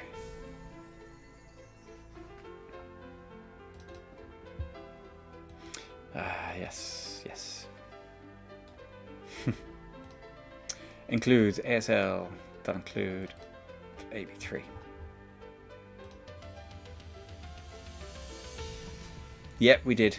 We did. We knew it. It was inevitable. Now let's switch on the debugger. Let's just see if it works. It does. Okay.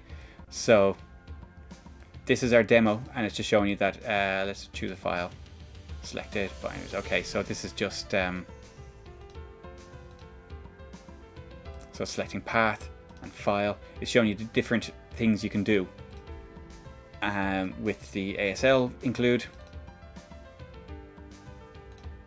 Cool, that's fine. Just does a lot of things like that, and it's, look, that's literally all those requesters are in that much code, and that's pretty cool, to be fair. So that's that demo. Now what we're going to do is we're going to run a trace of that demo. So we're going to put here's our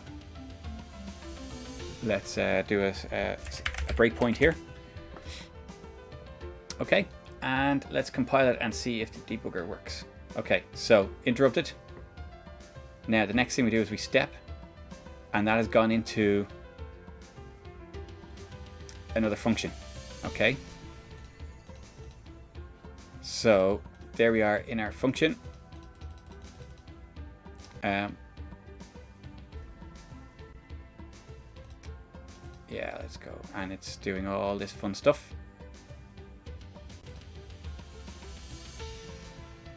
So we can see that it's quite slow because it's, you know, going through it all line by line. But if we press this button on the debugger, the procedure step or procedure skip, it's a lot quicker because it you know, you might want it to step over these procedures, so it only goes through the main body of code, and you know, it's much quicker then. So you see, it didn't go through the code to get the message requester up. Yeah, it is a big change, but it's nice, isn't it? And that's that. So it does work quite well. Like if we let's open a file. Let me think of a file that I can introduce an error into that has includes.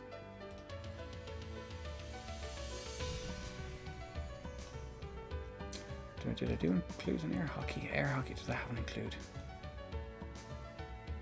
No.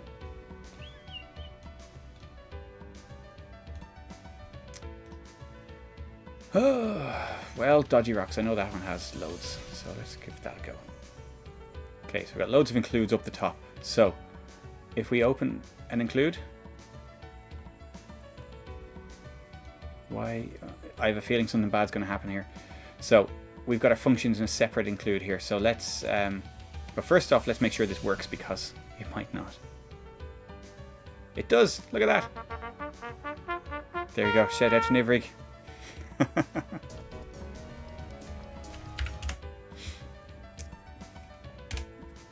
But like, okay, so now let's say we're in the dodgy functions and let's put an error in here.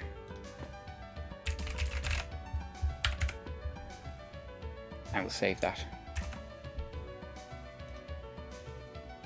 Now if we compile this, it you. Now that shouldn't have compiled. What's going on here? What happened there?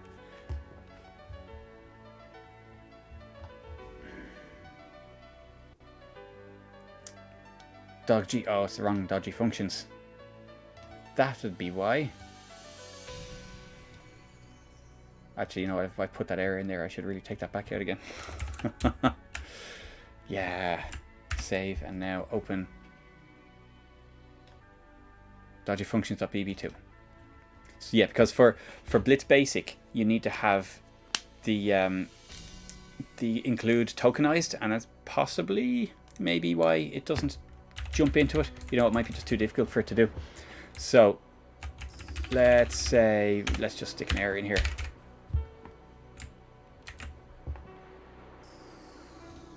And let's compile that.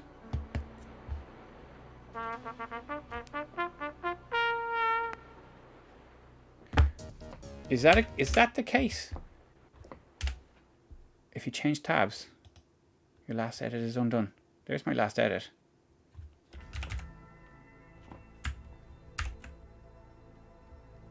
Difficulty string. Did that whole function get excluded by the compiler? I know center's definitely.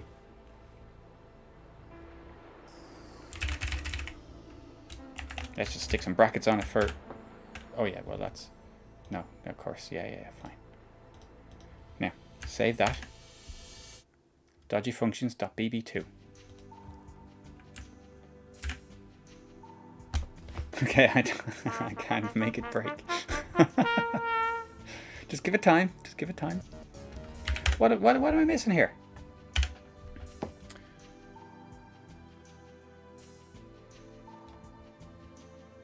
Dodgy rocks.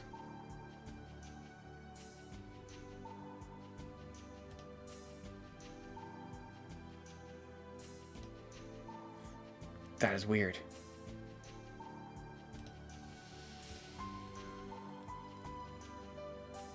Why is that not falling on its arse?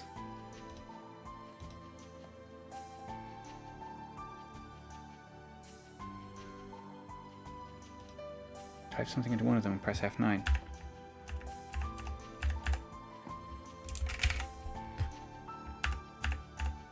Ooh. Wow. That is... Cursor position remains, but... Yeah. I actually don't use F9 to cycle through them like that. I suppose F10 goes the other way, does it? Yeah, F9, F10. Yeah, it's just doing it to wind me up. Like that's, you know, it's the malevolence of the inanimate, as they say. Yeah, that's an interesting bug, Zuperdan. I have not seen that before, because that doesn't happen when you actually click, and I tend to click through the tabs.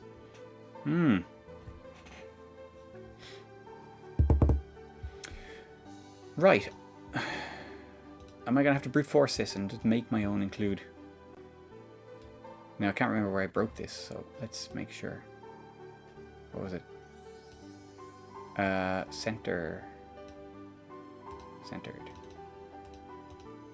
Oh, something bad is happening. It's not jumping in the code. Oh, there we go.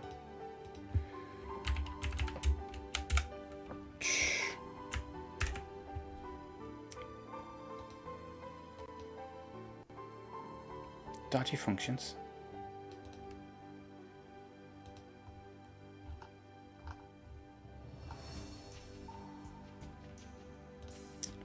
BB2 equals 0. Oh, so maybe I was right the first time. Oh, I forget. If BB2 is 1. Exclude dodgy functions. Yeah, that's an interesting one. I'm sure Sven would be interested to hear that. Okay. Now, that is... I can, you just have to trust me on it, but the debugger does go into the includes when this happens.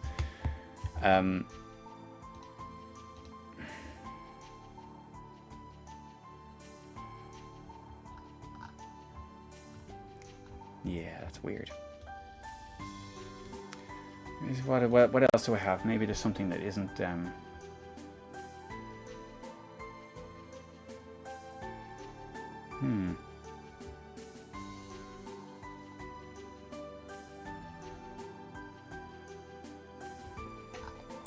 Oh, I don't know. Yeah, it might be one of the things that's fixed and other things are broken. Does that have any? No.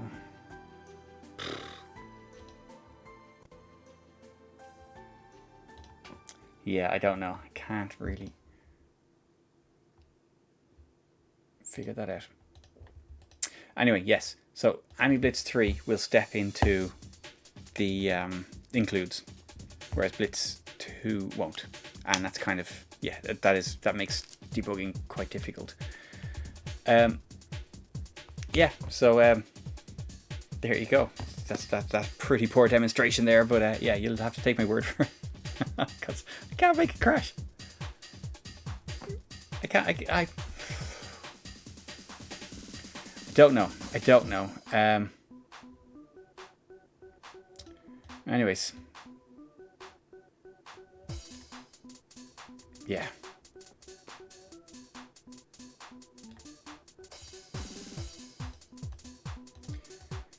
Dum.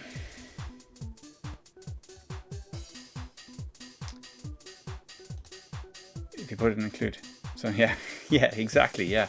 I'm like, you know, I put a blatant error in the code and it's just compiling it and it's saying, nah, screw you guys.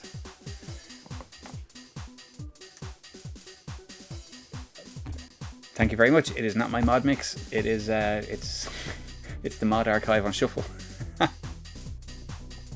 But you know, I'll take that.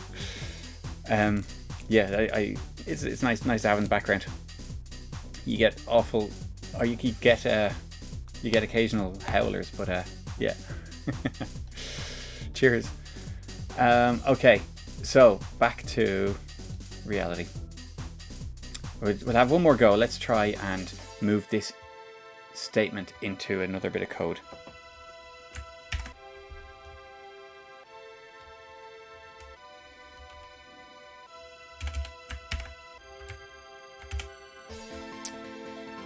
And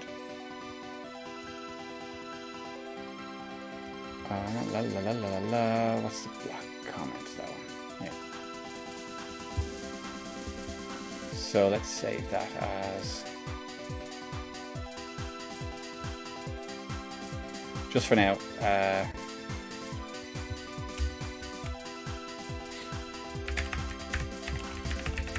pause include.ab3.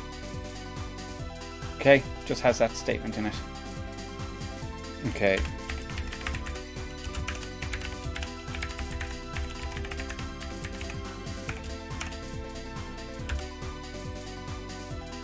Okay.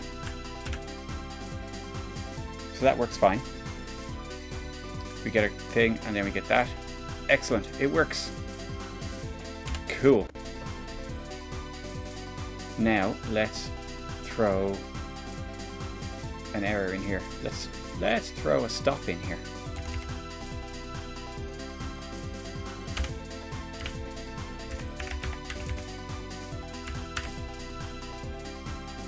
Now watch the thing crumble and die. Yeah, there we go. Okay, so that's that running. Yeah, yeah, of course it'll choose now. Yeah, okay, and it's paused again there. So you can see that it's waiting here, but yeah, just as a demonstration. Oh yeah, not in this mode.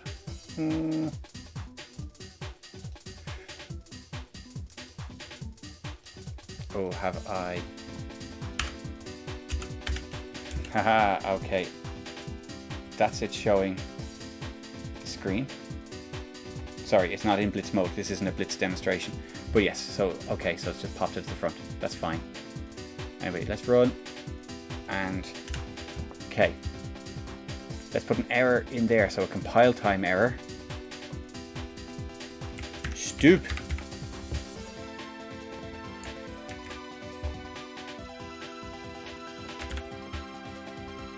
What's happening?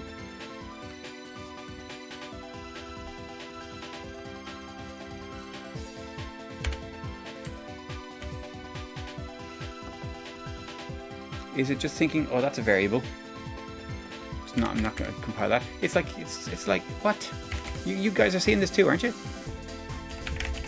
Now, what I know definitely will cause an error is endprint without arguments, because endprint, unlike print and other basics, you need to actually give it an argument, so you give it a null string to print a blank line. So just endprint by itself should stop things dead. There we go. Compile error 15. Wrong number of parameters. Plus code gives here pause. And it's jumped. It's jumped to the tab and it's jumped into the file. Got it. Okay. It looks like it looks like doing that seems to make it think you're trying to make a variable in a stupid way.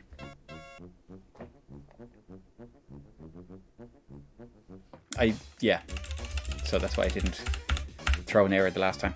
Anyways, there we go. We saw it jumping into the include there. Are you still liking the mod mix, Nivrik? Jesus. Well, yeah, I can understand making a variable if you do like yeah.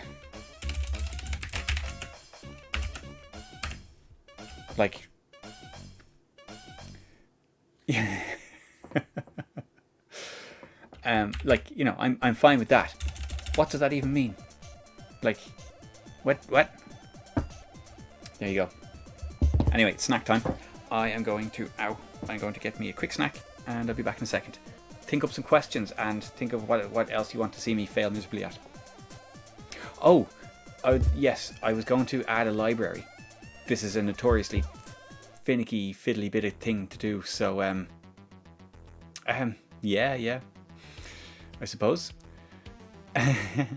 Yeah, so it's a notoriously fiddly thing to do, so it's guaranteed to up the crash counter or just not work and make a show of me. But yeah, I'll be back in a minute.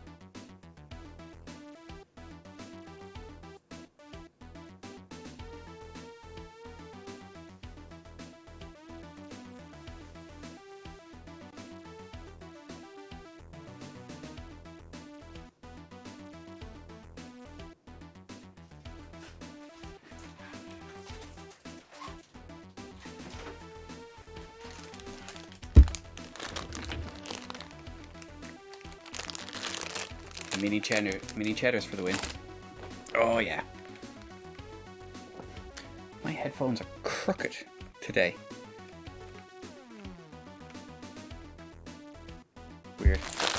Anyways, yes, I was going to add a library. I'll show you how to add a library.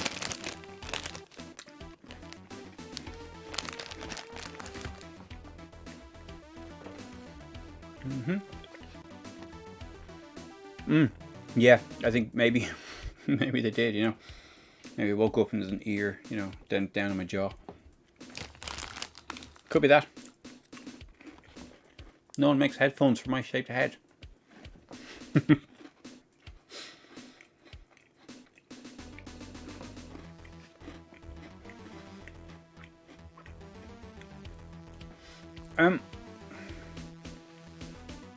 That's a good question. I'm not really. Basically, the versions don't really have, you know, like proper Amiga libraries, and a lot of Amiga files tend to have a built-in version string. They don't in Blitz, or at least I don't think so. But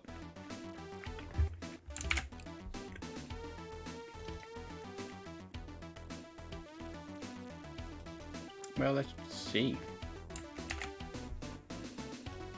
Yeah, they don't have version information, but they do have a, you know, a date and a file size. If the date is, you know, if the date hasn't been mangled by, you know, by copying it without keeping the date intact. But this is the older version, and this is the version that works with my code. Other people have a newer version, which is from 2020 or 2021, and it has 14,344 bytes, and I can't get that to work. And that is the one that comes with AmiBlitz 3.8, I think.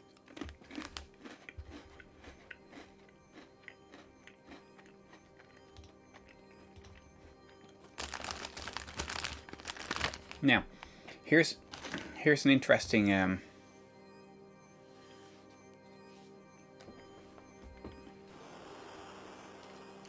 does it? So it has information inside it. Well, let's hex read this one then,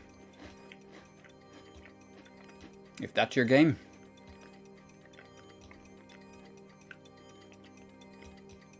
Whereabouts? What offset is it? Do you know?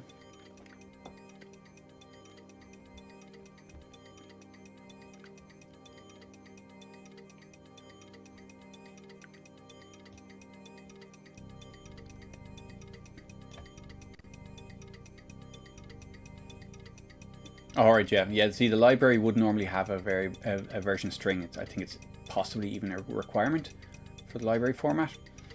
But yeah, no, you see, it's basically an object. What a Blitz library is just a collection of pre-compiled code in chunks, and those chunks are sort of jumped into by Blitz, and Blitz, that's what Blitz does. It's like a macro assembler.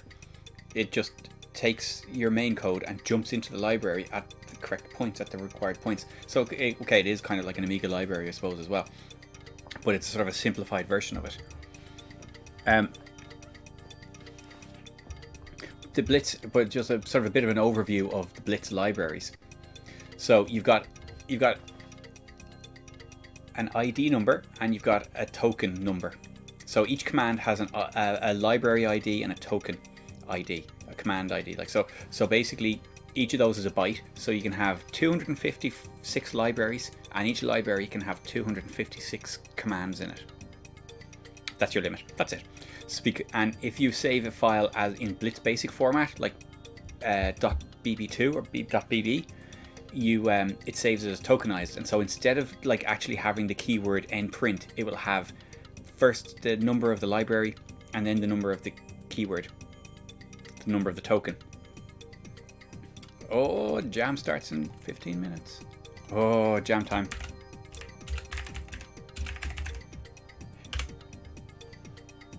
Oh, the excitement.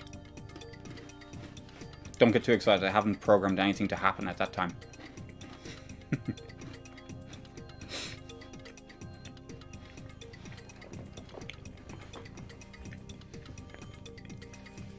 But yeah. I know, yeah, sure. I had about 5 minutes between getting James into bed and getting this sorted and digging out my Amiga Day t-shirt. So, yeah.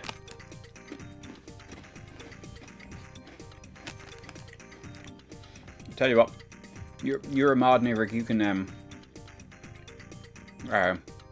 spam the bejesus out of it. Okay, Psychosis, thanks very much for dropping in. Cool. You can catch up. This stream will be available afterwards on on YouTube as well, along with the previous 5 parts. So this is kind of like a step backwards almost, that we're setting things up from the very start. But yeah, we covered some more of the graphical stuff and, you know, sound and everything like that in previous streams. So cool.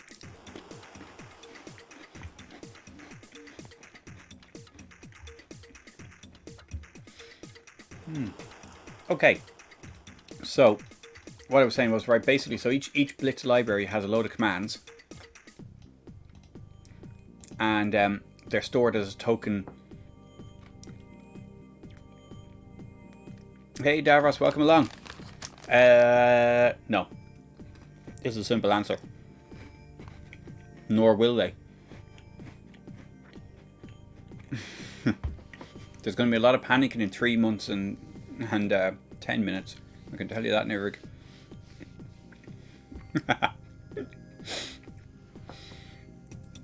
It's just as well it finishes at 11 PM for me, because if not, you know, if that finished at like 8 AM or something like that, that'd be an all-nighter. That'd be guaranteed all-nighter.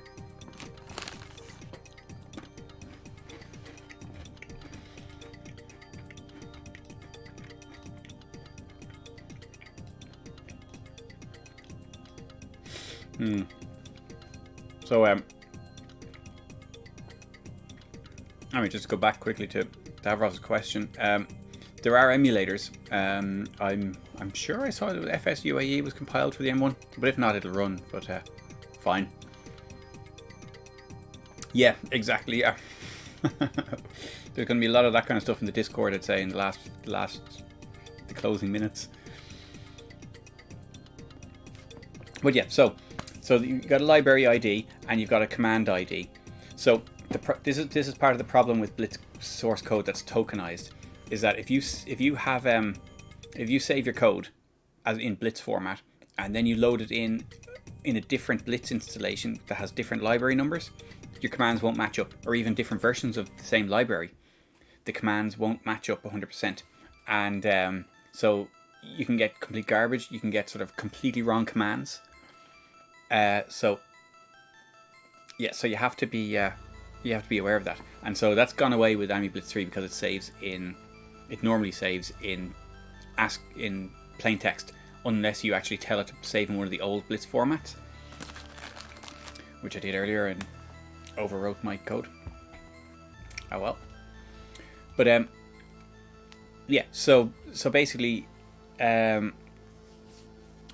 normally all the libraries are stored in a dirty big file called deflibs, and that's in blitzlibs. Don't mind all these random deflibs. Okay, so you got deflibs here. Now you got acid libs. They are the core libraries, like your for next, your if, your very, very fundamental functions. They're all in acid libs. And then deflibs is kind of all the other sort of add-on libraries compiled into one big lump, and they're all in there, and that's what gets loaded when your editor starts up. Now in AmiBlitz 3, in all the Blitz things you also have like some folders like user libs, for example, and in here you've got different things, so mind them. But you can see here we have all the actual libraries. These are all the actual command libraries that are used to create the deflibs library. So these are all the third-party libraries. There's loads of them there, and there's ptplayer.object. Okay, so these aren't actually used directly, but what happens is that these are compiled into the deflibs file, and then AmiBlitz or Blitz Basic loads in that big file and has all the commands available. So if your library is missing from that, you need to add it and create a new version of deflibs. And that's what these are. These are all me experimenting and deleting libraries and stuff like that. So that's it. But you need to create a new deflibs library file with your library included. Now we go into here and we'll have a look at the library browser. And there is actually a library browser here, which is cool as well. So here we can see the IDs of the libraries, and we can see the commands that are in there. So like, so that'll be an asset lib, this system lib. So it's, you know, these are basically fundamental functions. So you know, then, stop, syntax, v, wait, while, you know, quite basic, commands. So the IDs that go like this. Now originally it was kind of, in old Blitz times, it was kind of said that like 0 to 127 would be like the Blitz libraries, and 128 up would be system libraries, which are basically the system libraries with you know, basically in Blitz format. So you know, a direct access to the system libraries. So you can see intuition library, you've got all your intuition calls there. You can call all them. DOS library, they're all there. So, you know, so all those functions are directly accessible, but it has basically ended up that that hasn't happened because, well, okay, it has here, but it's sort of like, here we have the new lib WB startup object, and so it's only from 200 on that are now reserved for system libraries. And instead what we have is all these extra third-party libraries. Now some of them are very, very good, some of them are extremely good libraries, but yeah, they're kind of, you know, all the way up to library number 199. So if you want to add a new library, and you need to find where's the free lib. Hey, welcome along, Stephen. How are you?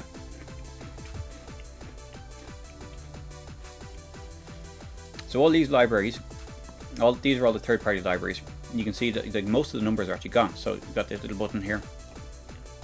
Oh geez, that's a rough one.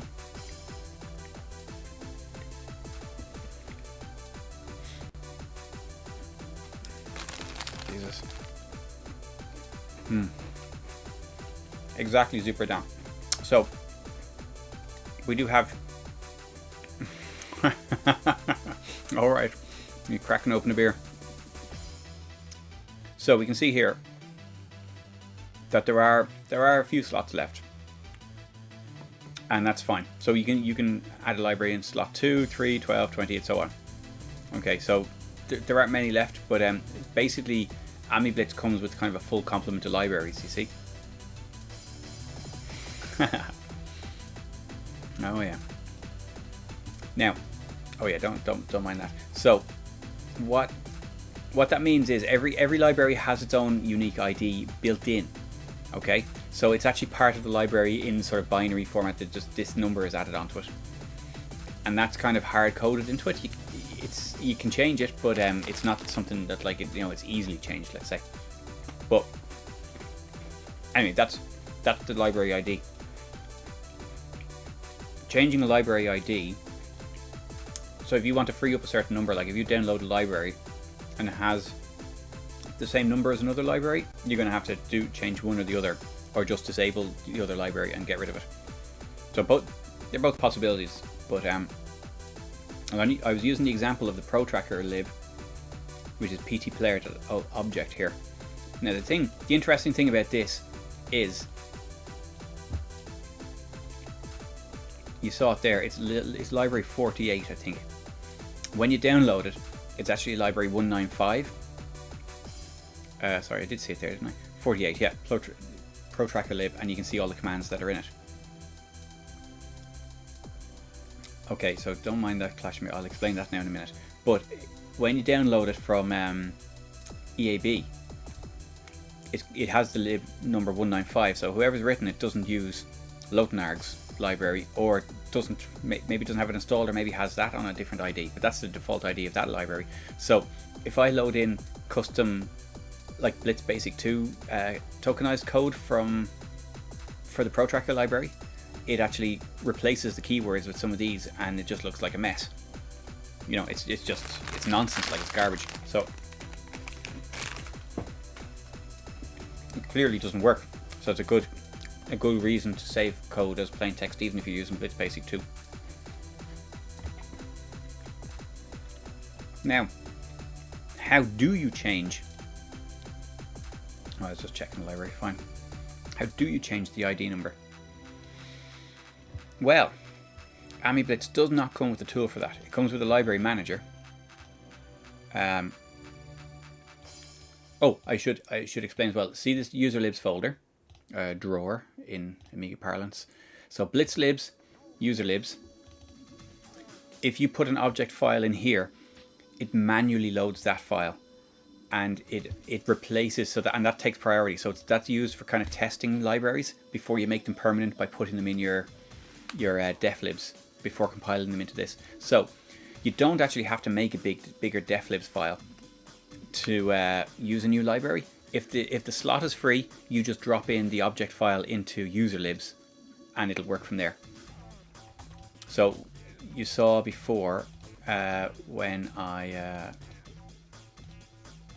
started it up. So when I start up my AmiBlitz 3, you get this error, library clash. That's because I have ptplayer.object. I had ptplaylib in the deflibs file, and I had the libid 48. So basically what it said is I want to manually load this library here, which is just a separate file. It's not in Blitz libs or deflibs, and it's replaced it with this one. It's basically, you know, loaded that one instead. So when you do a command from that library, you'll see it gives you a warning up here that's clashing with ptplaylib. Okay, so that trick of loading a library manually also works in Blitz 2. So once you put something in the user libs folder, it will load it at loading time, and you know, so that's fine. But if it is a clash in numbers, like if you download a 195, you can't, you know, it'll override the existing library. But Blitz libs comes with a tool called AB3 Lib Manager. Now this shows you the actual contents of your deflibs.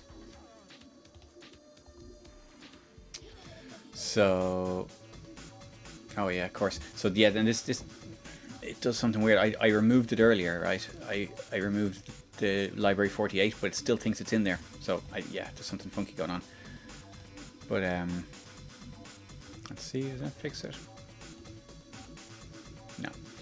Anyways, but what we can do now is we can basically use this to add a library. So assuming the library has the right number.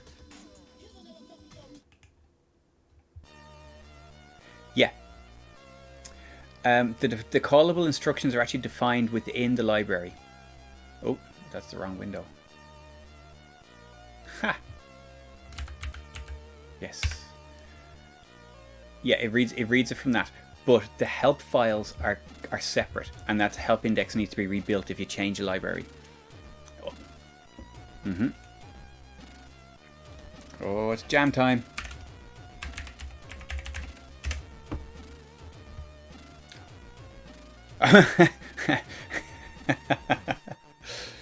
There's where 5 minutes coding gets you, Nivrik. Only 41 seconds ago left. Oh yes, ship it.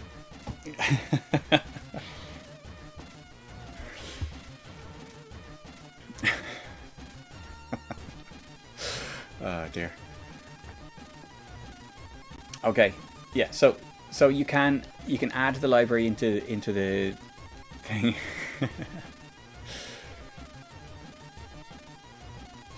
Yeah. Yes. Absolutely. Yeah. So if you add it to that, it'll become sort of permanent.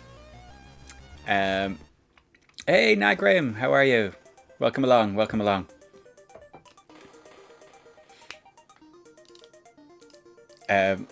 Yeah. So we're officially in jam time because it is midnight somewhere in the world, Central Europe, basically. So get coding, guys. Get coding.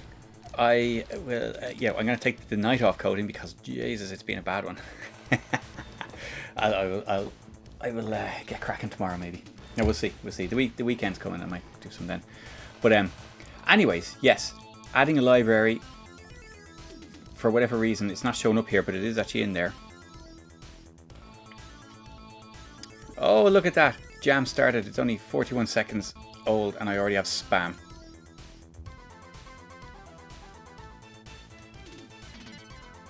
Oh, isn't that excellent? There we go.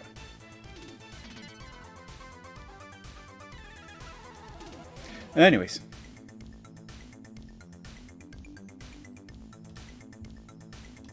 Now, go away. Whatever that screen was.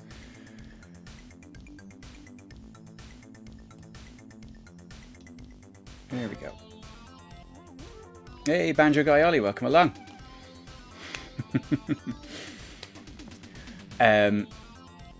Welcome to the Blitz Basic Game Jam. Woo!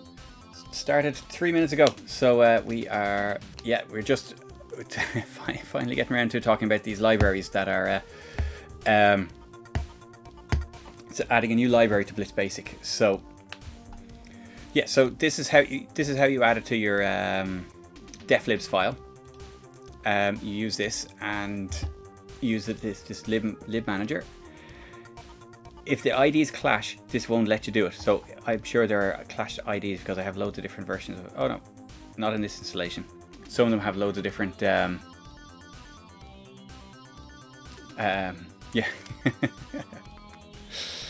Yeah, I'm sure. But oh yeah, that's cool. Being able to see what's in the library. But if you have a clash in this, it will show up as white, and then you'll know that it's like you can't go in there, or you can't load the two of them, so it'll just do one of them. It's yeah, it's just, you need to be a special kind of person to make Blitz libraries, I think. But apparently it is a little bit easier in AmiBlitz 3 because they've added a lot of macros that you can use for it. But I don't see why they can't be ported back to Blitz 2.1 either. But anyway, so you can add a library there. So let's say I want to add that library. I will go to my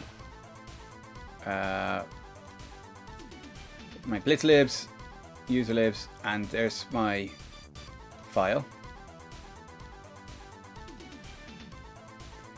Okay, and that should be in there now. Let's see, is that? There we go. And it's got this funky text. So, but this is the version that's working. I don't know why it's doing that, but yeah. Anyways, Grant. Now, write changes has saved the new deflibs, and that is it. And that is basically our new deflib. So if we quit this and restart it. Oh yeah, I've left the library still there. Okay. So empty place there. Okay, so it's after renaming things with a nested clashing warning. Oh, excellent. But yeah, there we go. Yeah, that's the version that I have that works. It was 1.44444. Now, here's the key thing for you know, updating the help files and stuff like that. You need to update the help index when you change a library. So you have to do that. Let it do its thing, and then it should be fine. And that's it. So that's how it works, assuming the library numbers are, you know, playing ball. Let's just say it's not.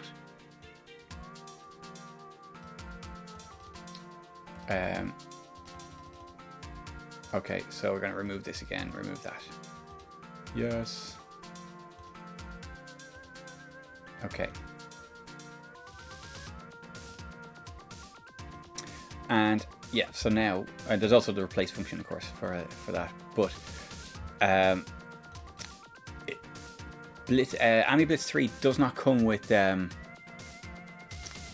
does not come with a function for changing the lib numbers. Blitz 2 does, the ultimate Blitz 2 thing that we were looking at earlier.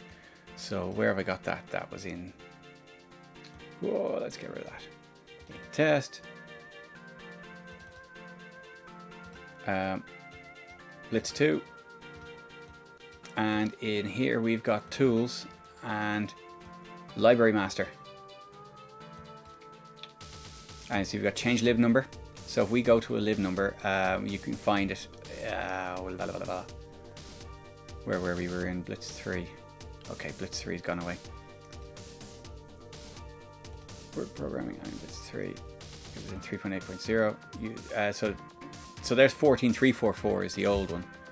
Or sorry, is the newer one, the one that doesn't work. So user libs 14444 is the one that does work. So, and then you can type in a new number. So it says there's the lib number is 48. You can change that to 128 if you want, or 124, or whatever you want, and type it in there, and that will save it. Now, annoyingly, the button for saving it, it's not font sensitive, so the button for saving it is there. See, the OK button. You can see me pressing it there. So when you're sitting there trying to figure out, why won't it work? Why won't it work? You type in your number. I'm just gonna set it back to 48 or 2. I'm gonna say OK. We can also view the library, and it will give you the instructions and the lib number and some information about it. So there you go. If we go now and we try to add that library,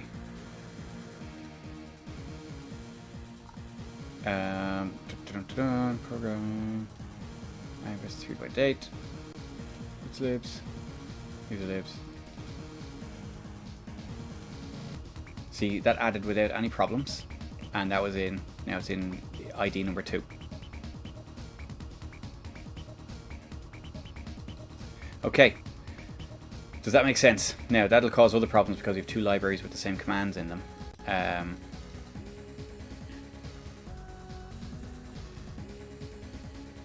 Library master is in there. Ah, okay. Did you install from the Ultimate CD, or what was the story? Because I think it's sort of like it's one of these optional things during the installation. So it's kind of, it asks you, well, do you want to install this? Do you not want to install this? So it's it's easy to skip it, let's say.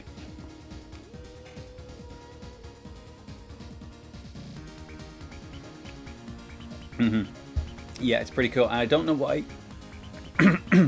Sorry, I don't know why it isn't carried over into AmiBlitz 3. I guess maybe it's the third-party thing that you didn't have a license for, or wasn't open source or whatever. But yeah, that's there. Def libman is kind of like the old version of libman. Now I don't know what Blitz libman does. Yeah, they're all basically kind of variations on a theme. But libmaster there lets you change the library numbers. There's also a command line tool. At some point there was a command line tool that was that could let you change lib numbers, and probably libinfo, is that it? Probably. Yeah, view libs. Yeah, so there's a couple of command line tools there that will do that. Don't know what investigator does.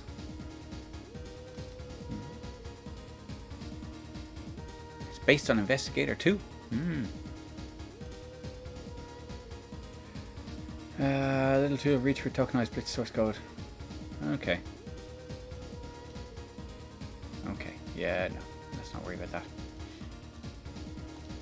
Oh, that is a good point there. That was talking about reclibs.library, which is sort of like it's a third-party requester library, and it does, it does kind of like slightly fancier file requesters and things like that. There are some functions of Blitz that use that, and if you don't have it installed, you'll get a crash. Like I think possibly the debugger oddly requires that library. But anyways, let's just run this and just see what it looks like. Library clash. Have the same lib ID too. Okay. Oh yeah, I've got some nested issues here. Yeah, this library's for this installation's for the bin, I think. But yeah, so you shouldn't include when you add a file to the Blitz libs, it shouldn't be still in the user libs folder, because then it tries to load it. Yeah, sorry, that's a bad thing to do. So move it somewhere else. Like you'll see that in user libs, most of the files are actually in this internal. Yeah, there you go. If you want to do that, yeah, that's a fair point. And let's just have a look at that in the hex editor. La la la la. Filex.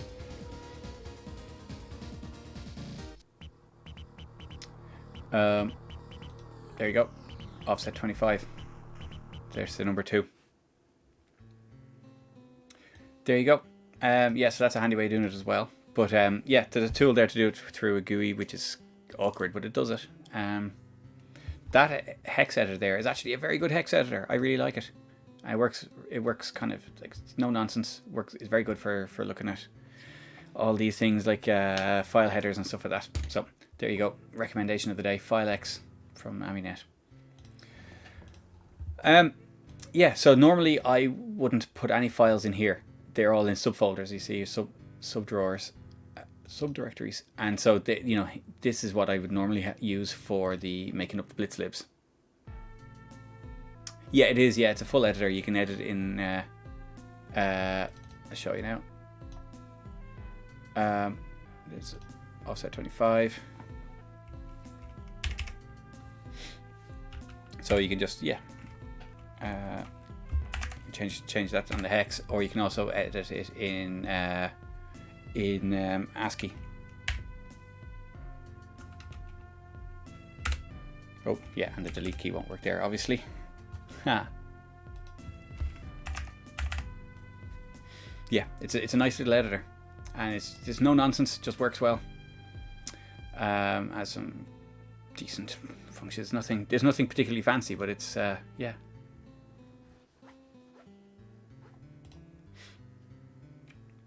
I can't remember what I have on Windows. What do I have?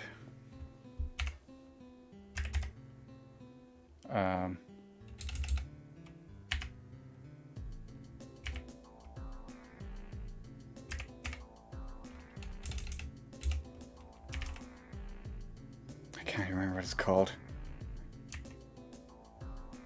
G-head or something like that. Yeah. Yeah. I can't find the bloody thing now. Let me see. Where is it? It's the problem when you kind of try to remember what things are called and call them back by name. I'm like, don't know. I remember what the icon looks like.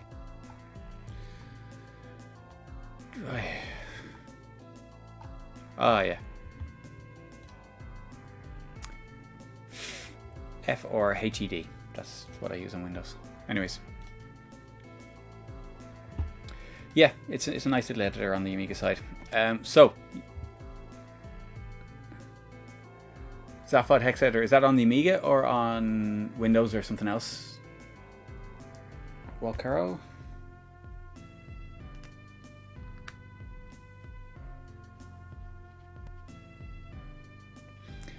On the Amiga, cool. I'll have to check that out. But yeah, so cool. Yeah, that's yeah, the base of it. Yeah, I wouldn't leave a file there. That's kind of when only when you're auto loading it. So that is the 14444 version. So I'm going to yeah, move that somewhere else. Or I'm just going to rename it that. Ooh, my 4 key is funny. And put it in disabled. So anything in a subfolder doesn't get loaded. It's literally just the user libs folder that gets searched when you start up. When AmiBlitz starts up. Oh man, I'm so used to having a graphics card. This is such a cramped screen.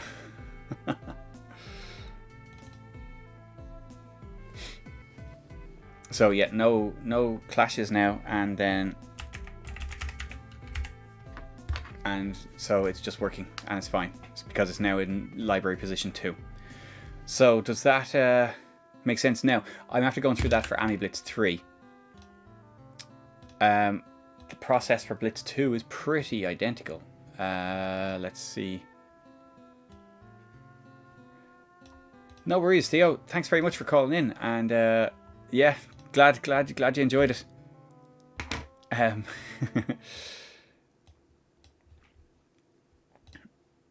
Yeah, it's when you get to know the debugger, there's actually quite a lot to it that's really cool. Okay, so Blitz 2, if we go in here, we have, yeah, basically library master. And yeah, so compile deflibs does basically the same thing. But there was, is it deflib man? Yeah, so this one here is kind of the equivalent.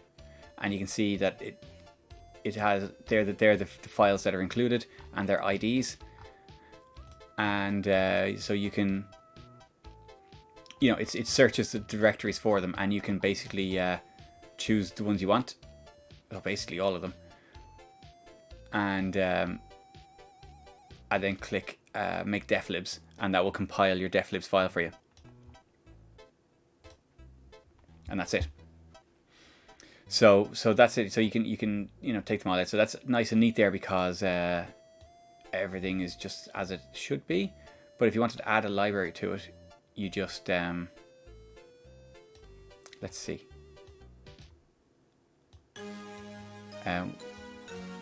Sort by libnum. So let's see if library 48 is there. It's not. Library 2 is an XPureZ modem library, which isn't in AmiBlitz 3. So if we take our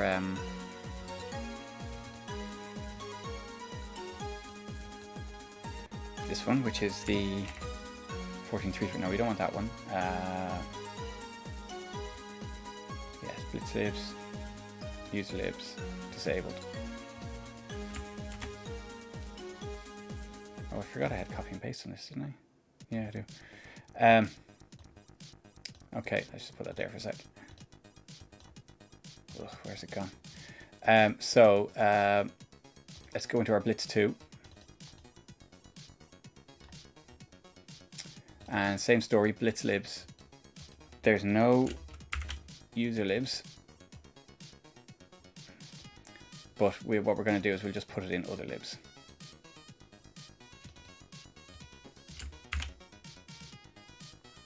And where is it gone now?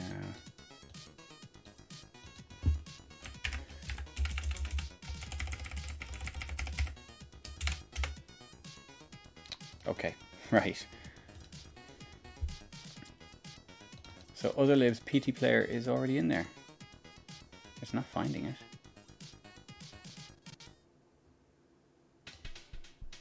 Oh, it's actually got a 195 library number, you see. So there you go. So that's why it didn't have a clash there. So but it is, yeah, that's kind of annoying. So that's the original library number that it was provided in. So what we can do is let's see. Where can we put it? Blitz libs. We put it out here.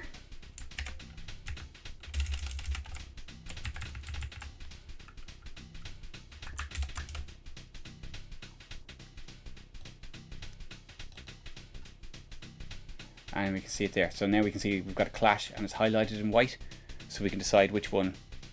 If you go auto, it will sort of basically pick the first one and not the second one. So, you know, all we have to do is deselect that one and select that one and make deflibs, and then we'll have it at library number 2. But we want to switch off this one as well, because we don't want to have two libraries with the same commands in it. And then make deflibs, and that's it. So then that's Blitz 2 doing the same thing. So that the library is added to the Blitz 2 version of deflibs, and it should work.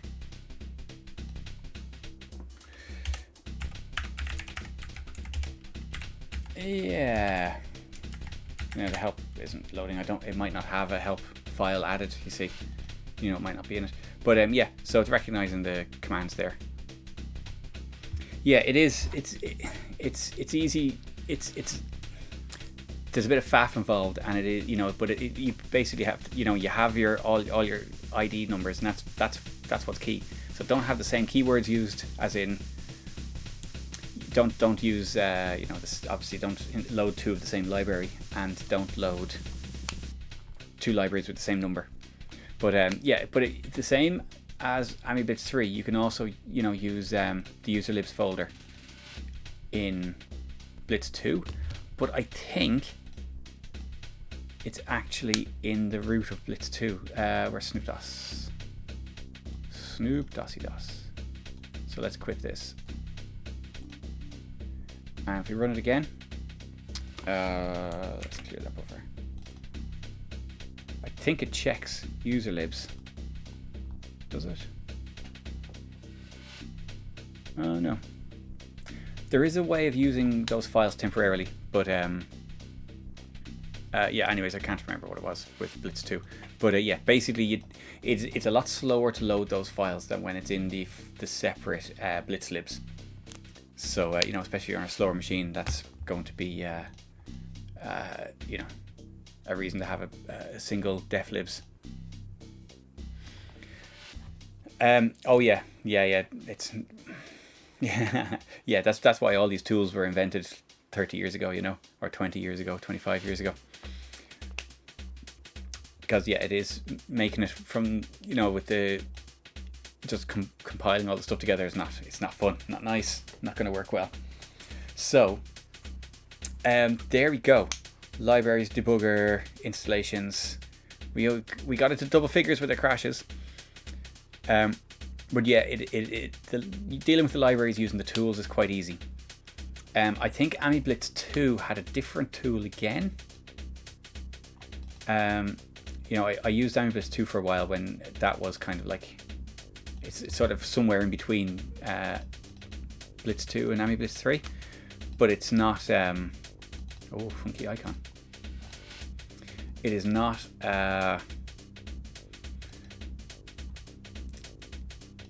it has none of the benefits of both, as in, you know, you'll be better off not using it.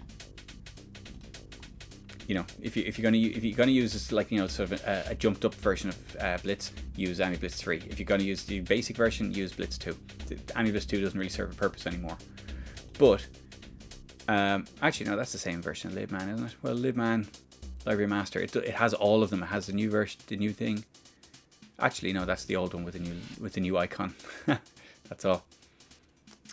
Nivrig, good night. And yes, thank you very much. Nivrig is one of the Game Jam judges, by the way. So be nice to Nivrig. Yeah, I'm looking forward to seeing what everyone else comes up with as well, and how already looking at the graphics is going to be pretty competitive, if nothing else, in that department. Like, there have been a couple of work in progress graphics posted, and you're like, oh, yeah, this definitely beats my Stickman. But anyways, there you go. Oh yeah, being a tough one. But now, Vern, the AmiBlitz 2 does need the FPU, yeah, for compiled code, depending on the commands that are used. So some of the object code that it has uses floating point stuff, which is a pain, and hard-coded floating point stuff. So not using the FPU libs, because normally Blitz uses the floating point libraries, in which case it uses the FPU if it's present and doesn't use it if it's not present, which is, you know, the way it should be, really. It's kind of, you know, the hardware independent way of doing it. But AmiBlitz uses registers on the FPU or something for some optimization, and it took a long time to shed that. So yeah, so AmiBlitz 2 needs the FPU for some commands, like the val command, and some libraries just needed an FPU, and it's a pain.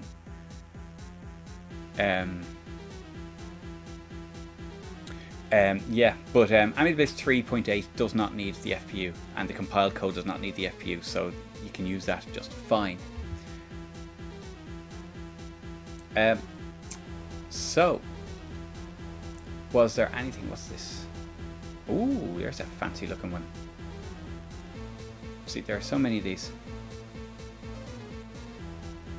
No clashes found because you don't actually have any libs listed. Okay, well that looks cool as well. But yeah, there are loads of different tools for it. You know, at this point, they were all made over the years. Your code just gives you a black screen. What? Like, as in, like a hard crash black screen?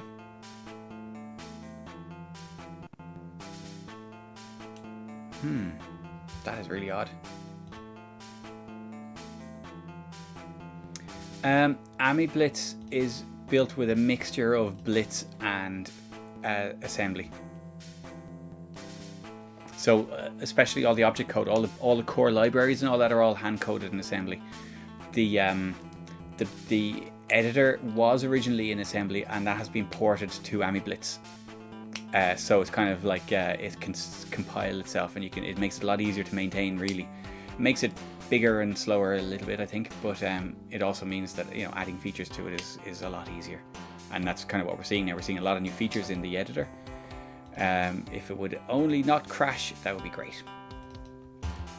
But yeah, like, so even here, I think that there are big chunks of the code are actually AmiBlitz code, or mixtures of Blitz and assembly. So, was there anything else people wanted me to cover, or any questions?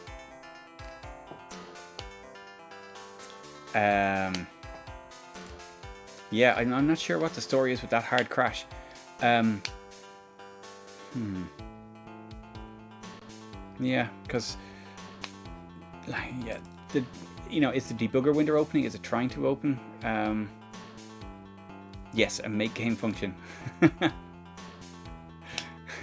Absolutely. Yeah. Cool. That is odd. You can maybe post the post the video or post the code on the Discord, and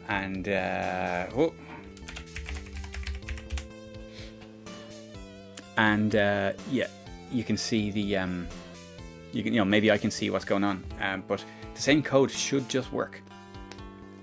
It's really weird that it's not. So, and is that with or without the debugger?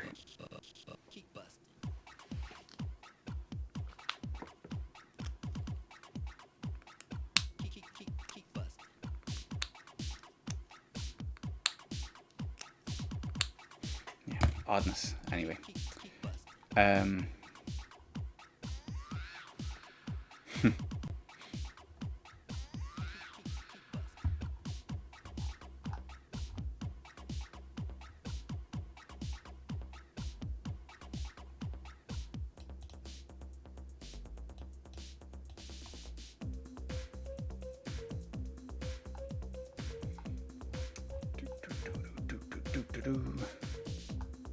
Hey, yes, jam time. Both do it. Oh yeah, that was a good point. That you're not getting. Let me see.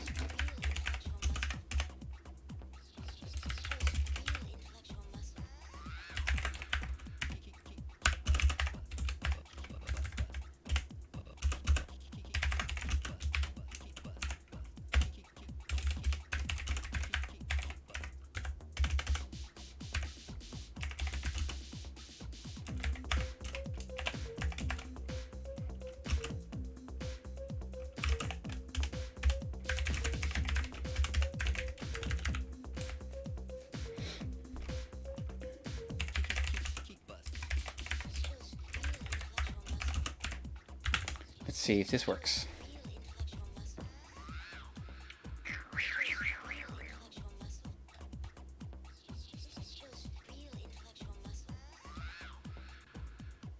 Oh yeah. Oof.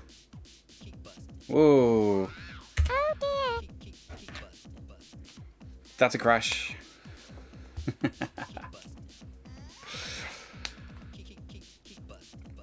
Oh yeah, happy International Amiga Day, everyone. Whoop whoop. Yeah, that is a weird one that interrupt doesn't work. I forgot you'd mention that, but that is that's mad.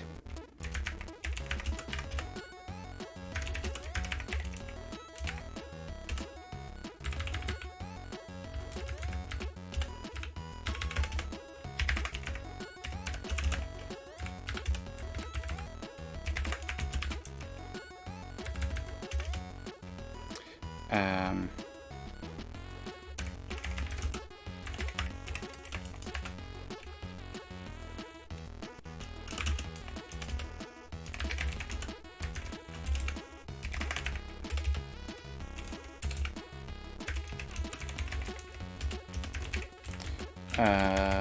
let's give it a run without the debugger. So that's it on, off. Oh, I didn't actually cover creating an executable. This is, yeah. That's running. So, all I can say is, yeah, look, you see, because if I'm pausing the output, the interrupt's still running, because that's paused at 800. Now watch. That's running the interrupt fine. The debugger, I think, was crashing there, because the debugger was possibly trying to debug code within the interrupt. I'm trying to disassemble the interrupt. And that's not going to happen before the interrupt runs out of time, I suppose. Or, you know, there might be something nasty going on in the background there.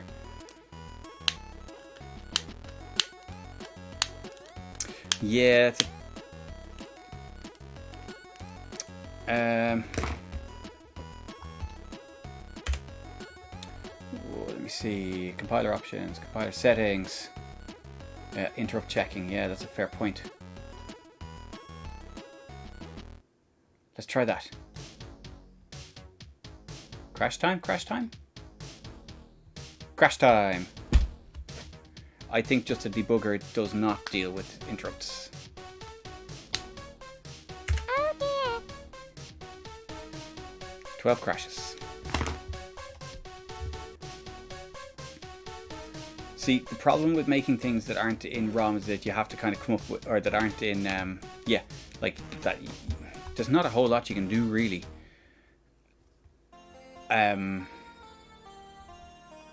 Yeah, let's try write to a file or something like that. Let me see.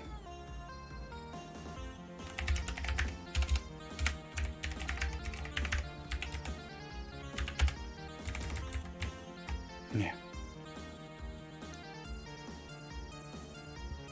Yeah, something funky with that. Yeah, I think the debugger just doesn't like interrupts. So I know there's an option there. Obviously the tick box isn't enough. Maybe it's, yeah, demanding more tick boxes. I don't know.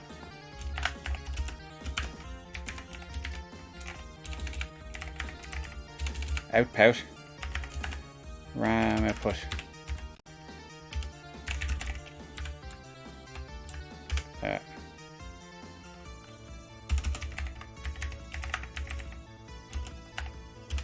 See, the problem here is, let me see,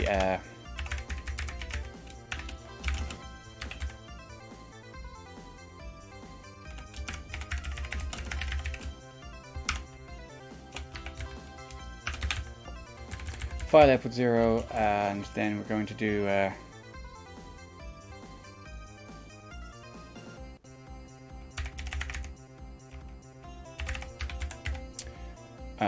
that's right mems, that's the right one, isn't it? Right mems is the right number of bytes, yes. Yeah. 0,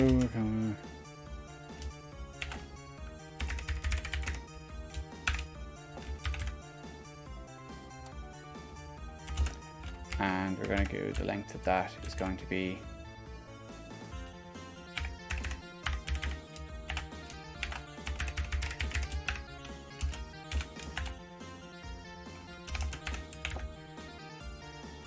no.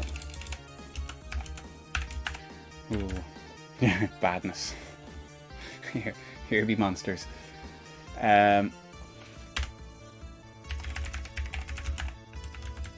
So this is a program that should not need anything other than DOS library. We can see. It might be possible to use DOS library for outputting text, but that's yeah, it's not. It doesn't really deal with any of the kind of like issues of loading fonts and stuff like that. So okay, so let's see what happens here if we run this. So now, if a couple of things to bear in mind, if you want your executable to run from Workbench, you have to have WB startup at the top of your code or somewhere in your code. Usually I put it at the top. If you don't have that, it will crash as soon as you run it from Workbench because it doesn't handle. It basically it needs to communicate with Workbench, and when it doesn't, it gets like like what is this? What is this? And you get a crash. Okay, so if you're only ever going to run it from the CLI, then you don't need that, and your executable will be marginally smaller. But if you ever think someone might run it from Workbench by double clicking it, you need to have that in there, or it'll just instant crash. Okay. Now, so what we're going to do is create an executable. We're going to put that in the RAM disk, and we're going to call it test. Compiler. Oh, what's that about?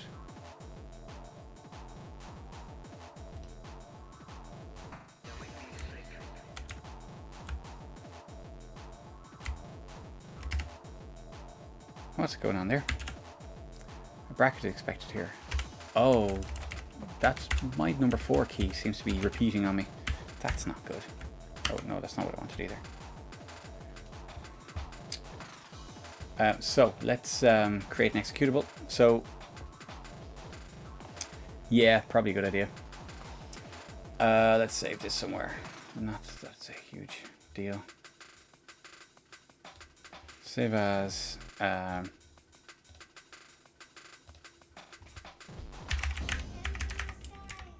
Just for now. File test. Okay, now RAM disk test. Okay, so now in the RAM disk we have a program, standalone program. There we go. We can run it from the shell. And now we can see we have a file called output. Hello world. There we go. So that program works. You can also run it by double clicking it. It's not going to do much. We delete that there, and we update that. There we go. We output it there again. So that's working fine. What you'll see there, there's test.debug, and this is information basically is the offsets of the different commands. This can be useful if you've got a crash that happens at a certain address. If you're getting errors that are at a certain offset in the program, in the hunk offset. This is basically test dog, yeah.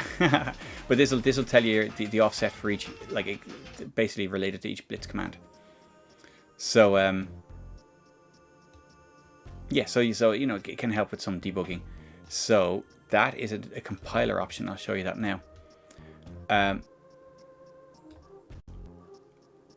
Create debug file. If you do create debug file, it will do that automatically when you create a new executable. Every time you create an executable, it will create a debug file, overwriting the old one if it's there. Now, the other thing is that all the code that supports the debugger is still in that executable.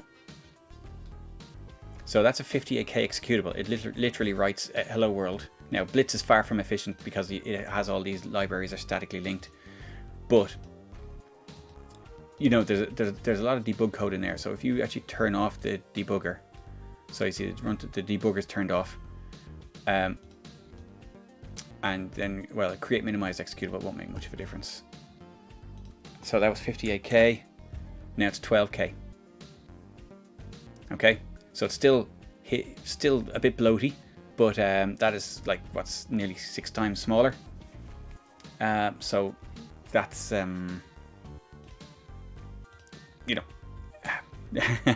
that's important for if you're running tight on chip RAM or something like that, you're trying to get a machine or a game to boot on a 1 meg machine.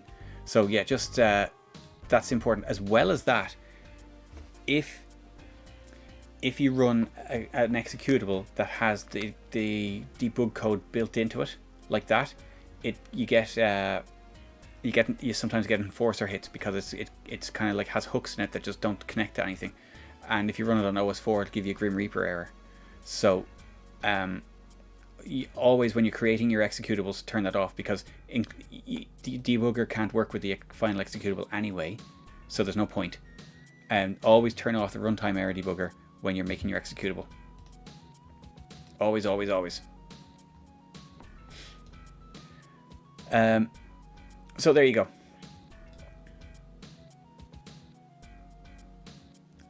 Now let's see what that actually uses. So if we go Snoop DOS, and it does very little. It doesn't try to open any libraries. I don't know if it's using anything fancy, but probably not. You know what we'll do? We'll throw that into our hex editor and see what's going on in there. How did my window move down? Why we go? Let's see.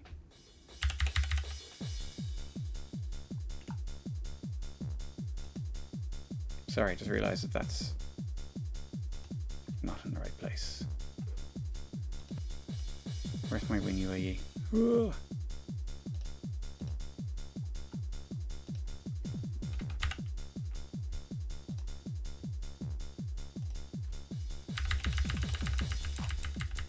Oh yeah, I think I tried to use the PC mouse to operate the workbench, didn't I? Yeah, that wouldn't do it. Okay, so yeah, what was I going to do? Let's throw that executable in the hex reader there. Let's see, do we see any recognizable library names?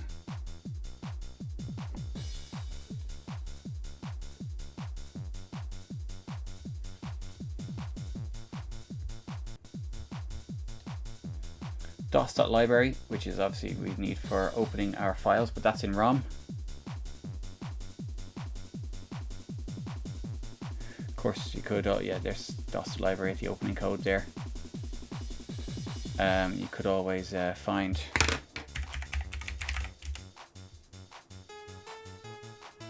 where's that?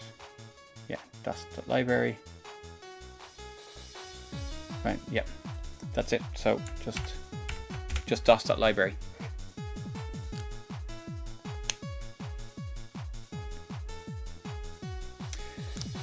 Run errors off, run errors on usually works okay. I don't. Yeah, I don't think it did. Yeah, you're right, Zuperdan. But yeah, you can see there that it's only looking for DOS.library in there. So well, yeah, we'll run it again just to show you that kind of thing.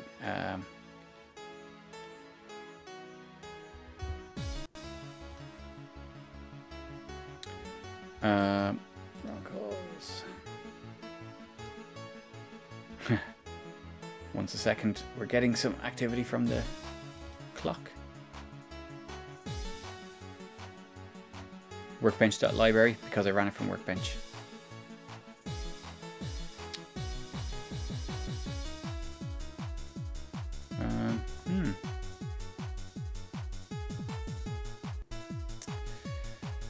There you go. I'm not sure what the story is there.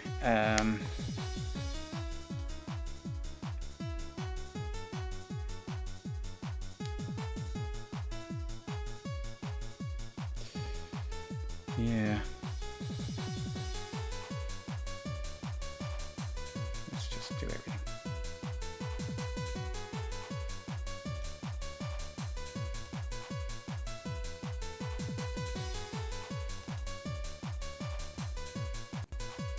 Yeah, it is, but I guess it might be just assuming that it's open and not even trying to, although it has it in the executable, it's actually calling it.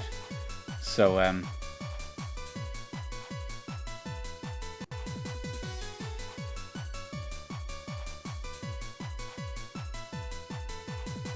so that's Workbench library itself. So that's actually Workbench library. That's just the icon. That's not even my executable. So here's my executable here.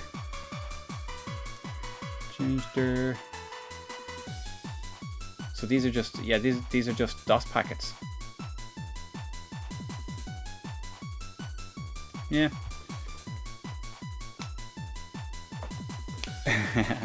Yeah, well, actually, you know what? It's not a wholly reliable thing, that, because you know, it should be showing up DOS library there, and it's not. Don't know why that is. Anyways, yeah, but yeah, another way of doing it is to search for .libraries in the executable and see what's in there, and that should give you, like, so let's have a look at this. If instead of doing write mem, we can also do, because we didn't even need to do file output, nprint, and that'll do the same thing. It'll print that message to the file. And if we create the executable for that, create minimize executable.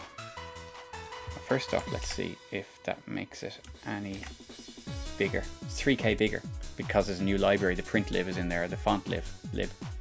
Now let's see if we throw that into here.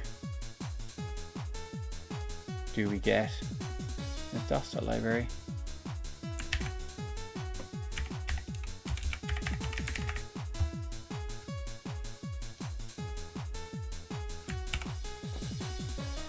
DOS.library and math float fast floating point .library. That's odd. Math FFP .library is needed. Very odd.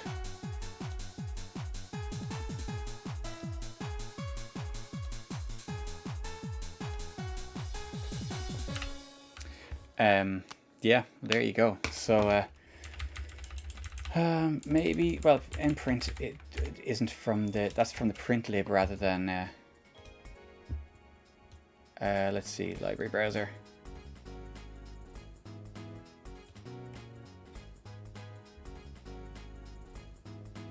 Yeah, it probably is because it accepts it probably does accept floats. Of course it does. Yeah, that would make a lot of sense, I suppose. Yeah, true, but I'm still not getting the font, disk font library, so I guess it is only if you actually try to output to something else, like what is it? That's the font lib. So bitmap output. Okay, so yeah, those are the commands there. Graphics.library is in ROM, but nothing that I was doing in that file is actually going to use graphics.library. Yeah, DOS.library is in ROM, but they're all core stuff. Yeah, I know I should. I'm not going to do that now because it's time for me to go to bed. But it is useful, but it's just a little bit difficult to kind of demonstrate here without kind of having a new window set up to capture the output window, you know.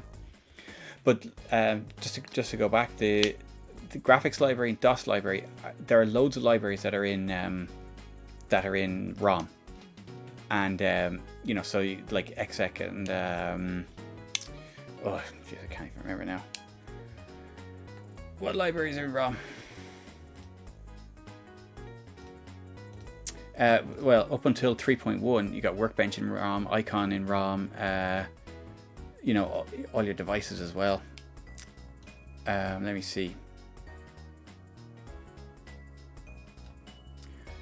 Oh, here's another thing that, as well, that's nice about AmiBlitz, is that it has auto docs in it. So if you use like an operating system call, like there, so that's from DOS.library. It actually has the auto docs here, so you can see all the DOS.library calls, which is quite nice. Very, very nice. Yeah, good night, George. Thanks very much for dropping in. And yeah, I'll catch you again soon. But yeah, so that's a nice autodoc viewer that gives you the actual operating system documentation on the OS call. Shift and help brings up the Amiga Guide help for the normal Blitz commands, but if it's an operating system library, it instead opens up the autodoc viewer, which is cool. And normally I have a much bigger screen resolution, so you know, it doesn't swamp the screen like this. But yeah, it's pretty nice. And then yeah, control help will do that, which is kind of lets you add, you know, so it tells you what your arguments are. It lets you type them in. So like for example, write file, and you can see you can write file 0 and then RAM output. So you can kind of make up your command using the arguments that are expected. So let's say we wanted to give it open a screen, and you do screen and then control help and then screen mode. Oh, that doesn't really work very well, does it?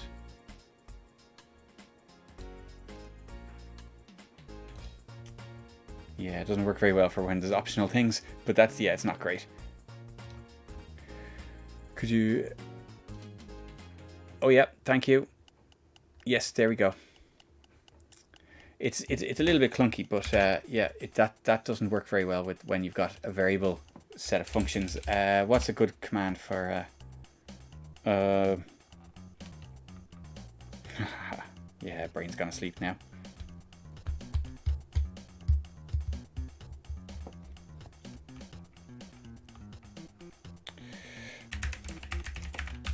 Request. So that opens a requester. So you can give it a, you know, test.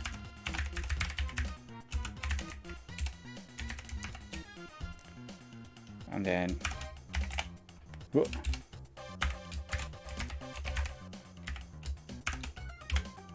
And you can type them in there and then do that. And then, oh, now where did that go? Yeah, I don't know. It's supposed to do that. I've never used this. I don't see the point really, to be honest. But it, you know, normally it's supposed to add that code. But oh well.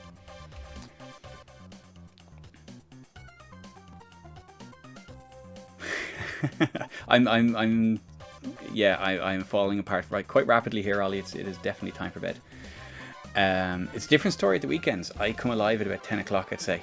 You know, if like the wife and kid are away, and you know, I'll do a 5-hour coding session, and I'll do amazing work until about 3 o'clock in the morning. You know, but during the week, yeah, I can't even remember. I can't even think of examples. You know. Yeah. But yeah, so there you go. That. Yeah, so that what's it called? The Autodoc viewer is pretty cool. That is a very nice feature of the AmiBlitz 3 environment. But yeah, I'm not. Yeah, where were we going with that anyway? We were looking at what libraries we use. I was trying to get it to use a font, but we're gonna have to do that, aren't we? We're going to have to define a bitmap, or we'll get like all sorts of crazy errors. So small bitmap, well, let's just and this will thanks very much. Forgot I did that. Cool. So this, when we create our executable for this, should now show up.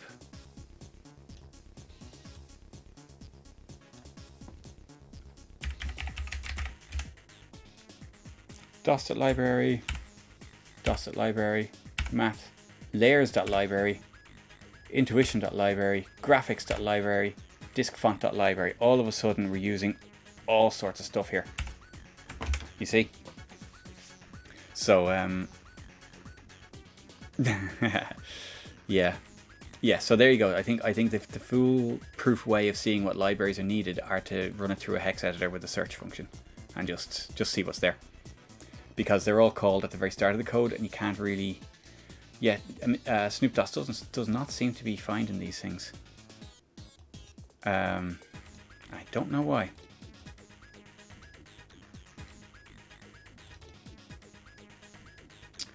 Okay, now Okay, now hold on a second. Hold on. It's done it here. It does not seem to use DOS library. Now let's run it again and just see if it needs them again. Yeah. It doesn't seem to call DOS library. I don't know why that is. Is it because it's assumed it's to be open? I suppose it must do. It's loading an executable, so DOS library has to be open. That seems like a nasty way of doing things, to be honest. But maybe that's what's happening there. But anyway, yeah, you can see there we've got fast floating point, intuition, graphics, disk font, and yeah, and then the font it's using is Topaz, size 8. So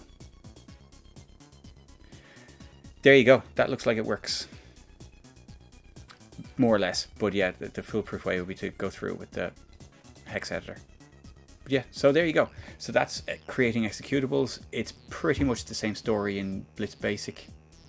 In Blitz 2, let's just have a quick look here. File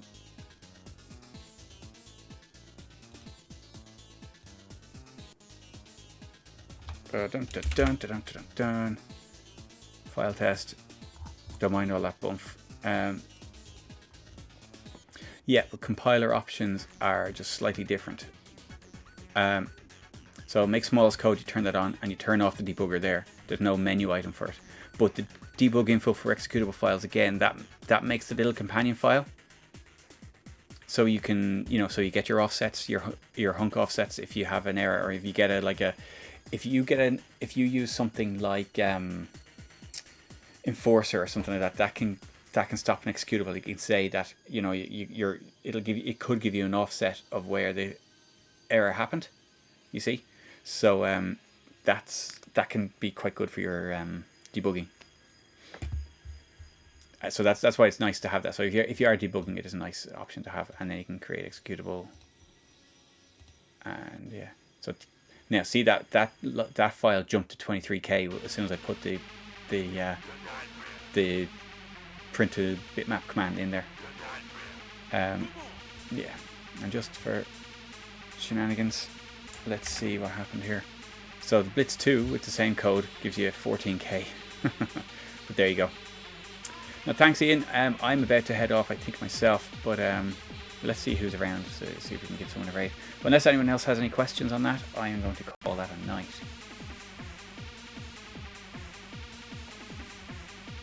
Any night owls interested in who's playing? Oh, Hazemaker is doing some what's Hazemaker doing? Boulder Dash, Wonderboy, and Tondagasa. Oh, happy International Amiga Day, Tondagasa. I think we'll raid Tondagasa.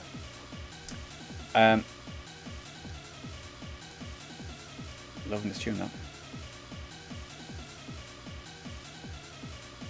Yeah, yes. And you're up at the crack of dawn with your little one, I'd say.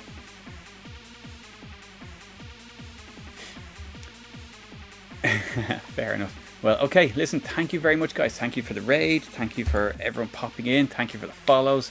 Thank you for the chats. It's been fun. And yeah, I appreciate you all. And yeah, this is welcome to the Blitz Basic Game Jam. And go make some good games. Go make some awesome games. No worries. Oh, thank you for the follow. Excellent. Thank you. And look, yeah, there's the Discord. Is it there? Look. Here's all the little things. The Discord, and the old streams will end up on YouTube a couple of days after they happen. Yeah, so there's the Discord there, and yeah, the actual jam. If you still haven't joined, have a look there and join up. And yeah, have it. But yeah, the Discord is quite active at the moment with like the chats about things, and there's a programming help thing there as well. So yeah, any questions, I'll be there somewhere, usually on and off during the day, and I'll try my best to help you out. Not at the cost of my own jam, because I'm going to have to try and find some time for that. But I know, ask away, there's lots of people there and be able to help, as well as myself. Okay, right. Let me see. Who did I say we were raiding? Oh yeah, Tonda.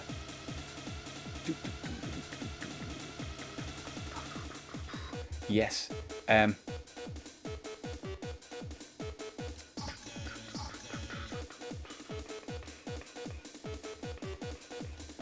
Let's go. So yes, he's doing Amiga things. And oh, Prince Phase, yes, sorry, you're still here. Excellent, yes. And good night. And sure, yeah, see you all soon.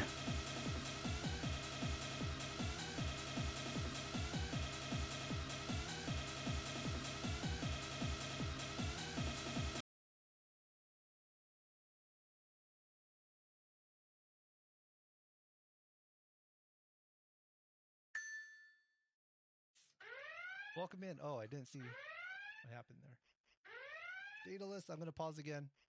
All right, I'll try to pause as much as possible. Remind me. Welcome in, everyone. Yeah. Welcome everyone from Datalist's channel. What were you up to today? Thank you so much for the raid. It's so kind of you. I hope you had a great stream. It's good to see you. Pre-game jam blitz basic tutorial stream. Interesting. Blitz Basic and AmiBlitz. Amiga things, I'm guessing.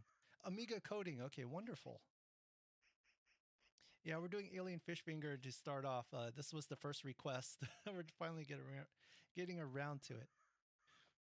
Amiga crashing. Yeah, does this game crash sometimes? Wear sunscreen. All right, here we go. Let me welcome in everyone from the raid. What we like to do here is give you a nice warm welcome. One of the warmest welcomes on Twitch. Hoi Shanuk, hey, welcome in. I don't know how you got here, but welcome in. Everyone's welcome here. Here we go. Let me welcome you the proper way with a close and uncomfortable welcome. Hey, welcome in everyone from Datalist's channel. If you guys don't know me or if you're just new here, thanks for the follow. Thank you so much for the follow. Billy S, how's it going? Good to see you. If you guys don't know me, I'm Tonda. I love playing retro games. I love doing first-time playthroughs of games that I didn't play when I was growing up. That includes a lot of Amiga games because I never grew up with Amiga. So I love exploring new systems that I... Holy crap,